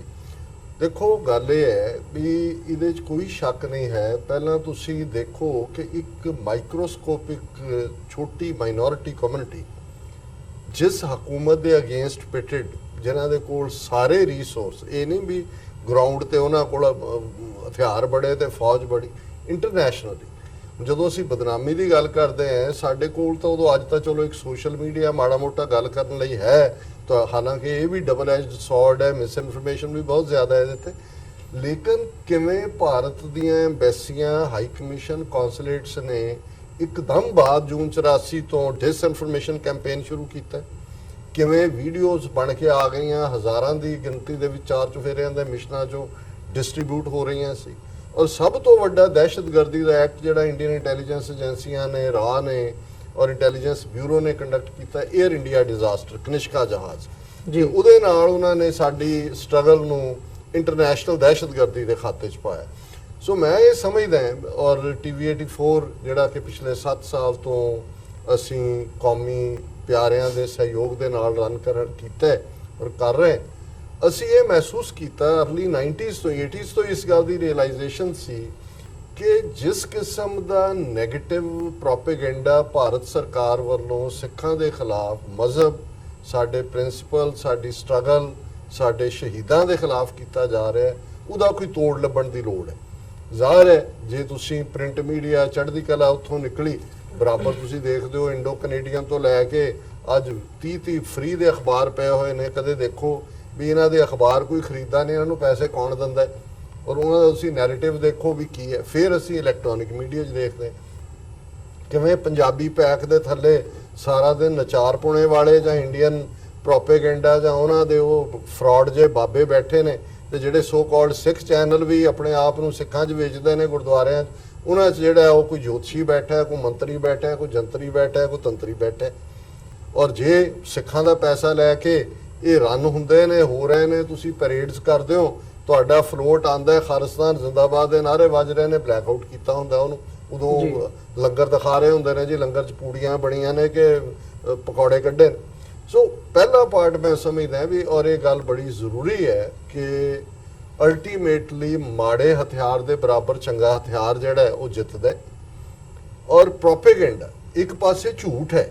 ਹੁਣ ਅਸੀਂ ਇਹ ਘਰ ਬੈਠੇ ਕਹੀਏ ਜੀ ਕੂੜ ਕੁੱਟੈ ਨਾਨਕਾ ਓੜਕ ਸੱਚ ਰਹੀ, ਇਹ ਅਲਟੀਮੇਟ ਟਰੂਥ ਲਈ ਹੈ ਰੱਬ ਦੇ ਦਰਬਾਰ 'ਤੇ। ਦੁਨੀਆ 'ਚ ਝੂਠ ਵਿਕਦਾ ਹੈ, 6-7 ਹਜ਼ਾਰ ਸਾਲ ਦੀ ਹਿਸਟਰੀ 'ਚ ਵਿਕਿਆ ਮੈਜੋਰਿਟੀ ਟਾਈਮ। ਸੱਚ ਨੂੰ ਬਾਹਰ ਨਿਕਲ ਕੇ ਦੱਸਣਾ ਪੈਂਦਾ ਹੈ ਕਿ ਵੀ ਅਸੀਂ ਸੱਚ ਹੈ ਜੀ, ਫਿਰ ਕੂੜ ਦੇ ਪੈਰ ਨਹੀਂ ਹੁੰਦਾ, ਫਿਰ ਸੱਚ ਦਾ ਭਾਰ ਹੁੰਦਾ। ਸੋ ਜਿਵੇਂ ਸੁਰਨਜੀਤ ਸਿੰਘ ਹੋਰਾਂ ਨੇ ਕਿਹਾ ਕਿ ਵੀ ਖਾਸ ਤੌਰ ਤੇ ਜਦੋਂ ਅਸੀਂ ਆਪਣਾ ਨੈਰੇਟਿਵ ਜਿਹੜਾ ਨੈਰੇਟਿਵ, ਔਰ ਸਿੱਖਾਂ 'ਚ ਸਾਡੀ ਲੜਾਈ ਕਿਸੇ ਮਜ਼ਹਬ ਦੇ ਖਿਲਾਫ ਨਹੀਂ। ਔਰ ਮੈਨੂੰ ਯਾਦ ਹੈ ਕਿ ਡਾਕਟਰ ਸਿੰਥੀਆ ਜਿਹੜੇ ਕਿ ਉਦੋਂ ਅਸਿਸਟੈਂਟ ਪ੍ਰੋਫੈਸਰ ਆਫ ਐਂਥਰੋਪੋਲੋਜੀ ਸੀ ਯੂਨੀਵਰਸਿਟੀ ਆਫ ਮੇਨ 'ਚ, 1993 'ਚ ਮੈਨੂੰ ਮਿਲੇ ਔਰ ਬਰਕਲੇ ਯੂਨੀਵਰਸਿਟੀ 'ਚ ਇੱਕ ਸੈਮੀਨਾਰ ਸੀ ਔਰ ਉਹਨਾਂ ਨਾਲ ਜਿਹੜੀ ਆ ਉਹ ਸ਼ੁਰੂ ਹੋਈ ਗੁਫ਼ਤਗੂ ਔਰ ਉਹ ਲਿਖਦੇ ਸੀ ਹਿਊਮਨ ਰਾਈਟਸ ਇਸ਼ੂਜ਼ ਤੇ। ਮੈਂ ਕਿਹਾ ਜੀ ਸਾਡਾ ਸੰਘਰਸ਼ ਇਹਨੇ ਭਾਰਤ ਉਹਨਾਂ ਨੂੰ ਜਿਉਂ-ਜਿਉਂ ਉਹਨਾਂ ਦੇ ਨਾਲ ਸੰਪਰਕ ਹੋਇਆ ਤੇ ਉਹਨਾਂ ਦੀ ਜਿਹੜੀ ਫਿਰ 4 ਸਾਲ ਉਹਨਾਂ ਨੇ ਮਿਹਨਤ ਕਰਕੇ ਜਿਹੜਾ ਅੱਜ ਇੱਕ ਦੁਨੀਆ ਦੇ ਵਿੱਚ ਇਸ ਸਟਰਗਲ ਦੀ ਇੱਕ ਬੜੀ ਜਿਹਨੂੰ ਟਕਸਾਲੀ ਕਿਤਾਬ ਮੰਨਿਆ ਜਾਂਦਾ ਹੈ, fighting for faith and nation dialogues with Sikh militants. ਉਸ ਪੀਰੀਅਡ 'ਚ ਜਦੋਂ ਮੈਂ ਉਹਨਾਂ ਦੇ ਨਾਲ ਟਰੈਵਲ ਵੀ ਅਮਰੀਕਾ ਕੈਨੇਡਾ 'ਚ ਕੀਤਾ ਹੈ, ਉਹਨਾਂ ਨੇ ਇੱਕ ਵਾਰ ਮੈਨੂੰ ਕਿਹਾ ਕਿ ਬਈ ਤੁਸੀਂ ਇੰਨਾ ਫੇਥ ਕਰਦੇ ਹੋ ਕਿ ਵੀ ਤੁਹਾਨੂੰ ਕਿਉਂ ਲੱਗਦਾ ਹੈ ਕਿ ਜੋ ਮੈਂ ਲਿਖਾਂਗੀ ਉਹ ਤੁਹਾਡੇ ਹੱਕ 'ਚ ਹੀ ਹੋਏਗਾ। ਮੈਂ ਇੱਕ ਐਕੈਡੈਮਿਸ਼ੀਅਨ ਹੈ, ਮੈਂ ਤੁਹਾਡੇ ਮੈਂ ਕਿਹਾ ਵੀ ਦੇਖੋ ਗੱਲ ਇਹ ਹੈ ਵੀ ਸਾਡਾ ਕੇਸ ਬਿਲਕੁਲ ਹੱਕ ਸੱਚ ਤੇ ਖੜਾ ਹੈ ਔਰ ਇਹ ਦੁਨੀਆ ਦੇ ਕਿਸੇ ਵੀ ਕੋਰਟ ਦੀ ਸਕਰੂਟਨੀ ਸਟੈਂਡ ਕਰ ਸਕਦਾ ਹੈ। ਔਰ ਮੈਂ ਇਹ ਸਮਝਦਾ ਵੀ ਜਿਹੜਾ ਬੰਦਾ ਸੱਚਾ ਹੈ, ਜੇ ਉਹ ਸੱਚ ਦੇ ਨਾਲ ਪੜਚੋਲ ਕਰੇਗਾ ਤੇ ਅਲਟੀਮੇਟਲੀ ਉਹ ਸਾਡੀ ਸਾਈਡ ਤੇ ਹੀ ਖਲੋਏਗਾ। ਔਰ ਮੈਂ ਅੱਜ ਵੀ ਮੈਂ ਇਹ ਕਹਿਣਾ ਚਾਹੁੰਦਾ ਕਿ ਵੀ ਇਹ ਇੱਕ ਬੜਾ ਜ਼ਰੂਰੀ ਪਾਰਟ ਹੈ ਕਿ ਅਸੀਂ ਆਪਣੇ ਬੱਚਿਆਂ ਨੂੰ ਡਾਕਟਰ ਇੰਜੀਨੀਅਰ ਬਣਾਉਣਾ ਚੰਗੀ ਗੱਲ ਹੈ। ਪਹਿਲਾਂ ਤਾਂ ਅਸੀਂ ਇਨ ਦਾ ਐਂਡ ਆਫ ਦਾ ਡੇ ਜਦੋਂ ਅਸੀਂ ਇੱਕ ਪਾਸੇ ਇੱਕ ਉਹ ਤਬਕਾ ਵੀ ਹੈ ਸਾਡੇ ਜੀ ਸਿਆਸਤ ਜੀ ਗੰਦੀ ਸਿਆਸਤ ਜੀ, ਫਿਰ ਲੈ ਲਓ ਬਾਦਲ ਅਮਰਿੰਦਰ ਰਹਿ ਗਏ ਨੇ ਜੇ ਗੰਦੀ ਸਿਆਸਤ ਹੈ। ਅਲਟੀਮੇਟਲੀ ਜੇ ਗੁਰੂ ਸਾਹਿਬ ਨੇ ਜਿੱਥੇ ਜੁਝਾਰੂ ਇੱਕ ਸਪਿਰਿਟ ਸਿੱਖ ਦੇ ਵਿੱਚ ਭਰੀ, ਉੱਥੇ ਡਿਪਲੋਮੇਸੀ ਵੀ ਹੈ।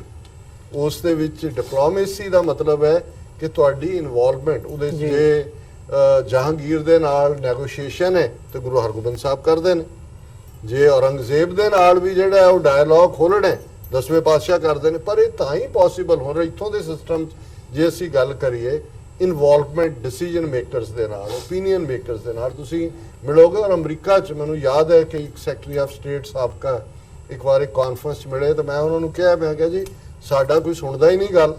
ਉਹਨਾਂ ਨੇ ਮੈਨੂੰ ਕਿਹਾ ਵੀ ਦੇਖੋ ਗੱਲ ਇਹ ਹੈ ਵੀ ਸਿੱਖਾਂ ਬਾਰੇ ਕੋਈ ਬਾਇਸ ਨਹੀਂ ਹੈ ਅਮਰੀਕਾ 'ਚ, ਮੁਸਲਮਾਨਾਂ ਬਾਰੇ ਬਾਇਸ ਹੈ। ਉਹਨੇ ਇਹ ਉਹਦੀ ਜ਼ਬਾਨ ਨਹੀਂ ਸੀ ਕਿ ਵੀ ਉਹ ਕਹਿਣ ਵੀ ਤੇ ਉਹ 1400 ਸਾਲ ਦੀ ਹਿਸਟਰੀ 'ਚ ਈਸਾਈ ਮਨਾਂ 'ਚ ਬੈਠੇ ਹੋਏ ਨੇ ਕਰੂਸੇਡਸ ਔਰ ਦੂਜਿਆਂ ਦੀ, ਪਰ ਕਹਿੰਦੇ ਸਿੱਖਾਂ ਬਾਰੇ ਅਨਅਵੇਅਰਨੈਸ ਹੈ, ਇਗਨੋਰੈਂਸ ਹੈ।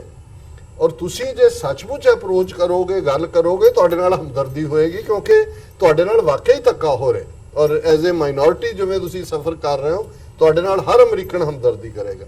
ਔਰ ਮੈਂ ਸਮਝਦਾ ਹਾਂ ਵੀ ਕਨੈਟੀਕਟ ਸਟੇਟ ਇੱਕ ਐਗਜ਼ਾਮਪਲ ਹੈ ਕਿਵੇਂ ਸਿੰਗਲ ਹੈਂਡਡਲੀ ਕਿਸ ਲੈਵਲ ਤੱਕ ਵੀਰ ਸਵਰਨਜੀਤ ਸਿੰਘ ਹੋਰਾਂ ਨੇ ਸਕਸੈਸ ਦਿੱਤੀ ਹੈ। ਸੋ ਜਿਹੜਾ ਪਾਰਟ ਮੈਂ ਸਮਝਦਾ ਵੀ ਸਾਡਾ ਇੱਕ ਪਾਰਟ ਗੁਰਦੁਆਰਿਆਂ 'ਚ ਟੂ ਮੱਚ ਇਨਵੋਲਵਮੈਂਟ ਰਹੀ।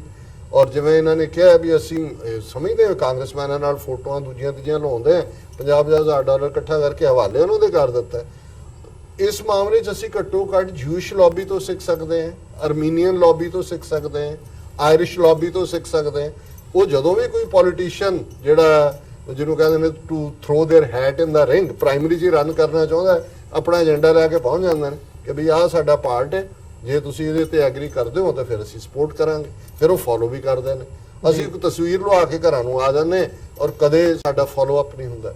ਸੋ ਮੈਂ ਇਹਨੂੰ ਥੋੜਾ ਬ੍ਰੌਡਰ ਕੰਟੈਕਸਟ ਦੇ ਵਿੱਚ ਕਹਾਂ ਕਿ ਵੀ ਸਾਡਾ ਬਾਹਰਲੇ ਸਿਸਟਮ 'ਚ, ਔਰ ਇਹਦੇ 'ਚ ਮੈਨੂੰ ਕਦੇ ਕੋਈ ਸ਼ੱਕ ਨਹੀਂ ਹੈ ਕਿ ਅਲਟੀਮੇਟਲੀ 5 ਮਿਲੀਅਨ ਸਿੱਖ ਡਾਇਸਪੋਰਾ ਹੀ ਗੇਮ ਚੇਂਜਰ ਹੈ। ਔਰ ਇਸ ਲਈ ਹਕੂਮਤ ਉਹ ਖੌਫ ਵੀ ਕਰਦੀ ਹੈ। ਔਰ ਜਿਵੇਂ ਇਥੋਂ ਦੇ ਸਿੱਖਾਂ ਨੇ ਫੈਸਲਾ ਲਿਆ ਵੀ ਵੜਨ ਨਹੀਂ ਦੇਣਾ ਅਸੀਂ ਇਹਨਾਂ ਦੇ ਕਿਸੇ ਨੂੰ ਵੀ, ਕਿੰਨਾ ਵਕਤ ਪਾਇਆ। ਹੁਣ ਰੈਫਰੈਂਡਮ 2020 ਦੀ ਗੱਲ ਹੈ, ਡਾਇਸਪੋਰਾ ਦੇ ਵਿੱਚ ਇਹ ਇੱਕ ਮੁਹਿੰਮ ਹੈ ਔਰ ਗੱਲ UN ਚਾਰਟਰ ਦੇ ਥੱਲੇ ਹੈ। ਤੁਸੀਂ ਦੇਖੋ ਉਹਨੂੰ ਕਦੇ ਪਾਕਿਸਤਾਨ ਦੀ ISI ਦਾ ਆਪਰੇਸ਼ਨ ਹਾਰਵੈਸਟ ਨਾਲ ਜੋੜ ਰਹੇ ਨੇ। ਹੁਣ ਇੱਕ ਨਿਊਜ਼ ਪਲਾਂਟ ਕਰਵਾਈ ਕੈਨੇਡੀਅਨ ਹਵਾਲੇ ਨਾਲ ਕਿ ਜੀ ਇਹ ਜਿਹੜੀ ਆਪਰੇਸ਼ਨ ਹਾਰਵੈਸਟ ਹੈ ਇਹਦੇ ਥੱਲੇ ਹੁਣ ਖਾਲਿਸਤਾਨੀ ਜਿਹੜੇ ਨੇ ਉਹ ਜਿਹੜੇ ਨੇ ਰਿਕਰੂਟ ਕਰਨਗੇ ਪੰਜਾਬ ਚੋਂ ਸਾਬਕਾ ਫੌਜੀ ਔਰ ਪੁਲਿਸ ਵਾਲਿਆਂ ਨੂੰ। ਹੁਣ ਤੁਸੀਂ ਉਹਨਾਂ ਨੂੰ ਵੀ ਵਕਤ ਪਾਉਣਾ, ਉਹ ਜਿਹੜੇ ਬੈਠੇ ਨੇ ਉੱਥੇ ਸਵੇਰੇ ਸ਼ਾਮ ਸੈਰ ਕਰਦੇ ਕੁੱਤਾ ਲੈ ਕੇ, ਉਹਨਾਂ ਦਾ ਕੋਈ ਬਹੁਤਾ ਲਾਗਾ ਦੇਗਾ ਨਹੀਂ, ਚਲੋ ਇਹ ਕਰਨਗੇ, ਉਹਨਾਂ ਚੋਂ ਵੀ ਆ ਜਾਣਗੇ ਰੈਂਕ ਸਾਡੇ 'ਚ। ਪਰ ਕੁੱਲ ਮਿਲਾ ਕੇ ਇਹ ਜਿਹੜਾ ਪਾਰਟ ਹੈ ਔਰ ਇਹਦੇ ਤੇ ਸਾਨੂੰ ਕਾਊਂਟਰ ਕਰਨ ਦੇ ਲਈ ਪ੍ਰੋਐਕਟਿਵ ਅਪਰੋਚ ਦੀ ਲੋੜ ਹੈ। ਸਿਰਫ ਅਸੀਂ ਵੀ ਉਵੇਂ ਹੀ ਕਹੀਏ ਨਹੀਂ ਇਵੇਂ ਨਹੀਂ ਹੈ ਜੀ। ਦੂਸਰਾ ਪਾਰਟ ਅਸੀਂ ਦੇਖਦੇ ਹਾਂ, ਜੇ ਤੁਸੀਂ ਦੇਖਣਾ ਹੋਏ ਜਿਹਨੂੰ ਪੋਲੀਟੀਕਲ ਫਾਈਨਨੈਸ ਕਹਿੰਦੇ ਨੇ, ਕਰਤਾਰਪੁਰ ਕੋਰੀਡੋਰ ਦੇਖੋ ਜੀ। ਕਿ ਇਸ ਇੱਕ ਐਕਸ਼ਨ ਨੇ ਕਿੰਨੀ ਜ਼ਬਰਦਸਤ ਗੁੱਡਵਿਲ ਪੈਦਾ ਕੀਤੀ ਦੋਨਾਂ ਕੌਮਾਂ 'ਚ ਔਰ ਕਿੰਨਾ ਵਕਤ ਪਾਇਆ। ਸੋ ਜੇ ਦੁਸ਼ਮਣ ਦੇਖਦਾ ਹੈ ਵੀ ਸਾਡੀ ਕਮਜ਼ੋਰ ਰਗ ਕਿਹੜੀ ਹੈ, ਸਾਨੂੰ ਕਿਵੇਂ ਉਹਨਾਂ ਨੇ ਟਾਰਗੇਟ ਕੀਤਾ ਹੈ, ਕਿੱਥੇ ਕਿੱਥੇ ਕੀਤਾ ਹੈ, ਕਿੱਥੇ ਕਿੱਥੇ ਸਾਡੀ ਵਲਨਰੇਬਿਲਿਟੀ ਹੈ, ਅਸੀਂ ਕਿਉਂ ਨਹੀਂ ਦੇਖਦੇ ਵੀ ਦੁਸ਼ਮਣ ਦੀ ਜਿਹੜੀ ਹੈ ਵਲਨਰੇਬਿਲਿਟੀ ਕਿੱਥੇ ਕਿੱਥੇ ਹੈ।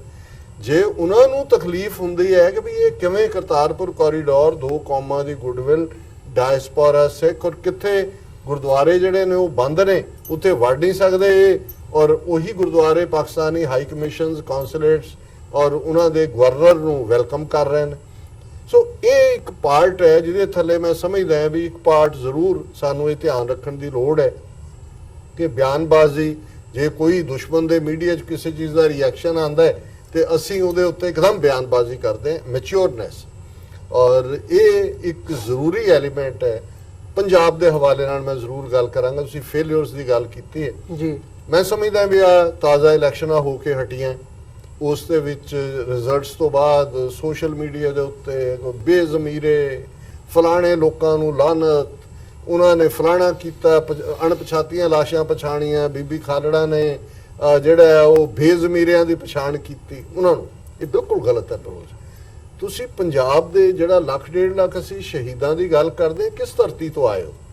ਉਸ ਧਰਤੀ ਚੋਂ ਹੀ ਨਿਕਲੇ। ਉਹਨਾਂ ਮਾਵਾਂ ਨੇ ਦੇ ਜੰਮੇ ਪੁੱਤ ਤੇ ਪੁੱਤਰੀਆਂ ਸੀ, ਉਹਨਾਂ ਦੀਆਂ ਜਿਹੜੀਆਂ ਮੈਦਾਨ 'ਚ ਨਿਕਲੇ। ਪਿਛਲੇ 7 ਸਾਲ ਦਾ ਦੇਖ ਲਈਏ, 2012-13 ਤੋਂ ਲੈ ਕੇ 19 ਤੱਕ 3 ਮੌਕੇ ਨੇ ਜਦੋਂ ਭਾਈ ਬਲਵੰਤ ਸਿੰਘ ਰਾਜੋਆਣਾ ਦੇ ਬਲੈਕ ਵਾਰੰਟ ਜਾਰੀ ਹੁੰਦੇ ਨੇ, ਸਾਰਾ ਪੰਜਾਬ ਕੇਸਰੀ ਰੰਗ 'ਚ ਰੰਗਿਆ ਜਾਂਦਾ ਹੈ। ਇਹ ਵੀ ਕਦੇ ਹੋਇਆ ਵੀ ਬਲੈਕ ਵਾਰੰਟ ਜਾਰੀ ਹੋਏ 2 ਵਾਰ ਵਾਪਸ ਹੋਏ ਹੋ? ਇਹ ਤਾਕਤ ਸੀ ਕੌਮ ਦੀ, ਉਹਨੂੰ ਅਸੀਂ ਕਿਹੜੇ ਖਾਤੇ 'ਚ ਪਾਇਆ?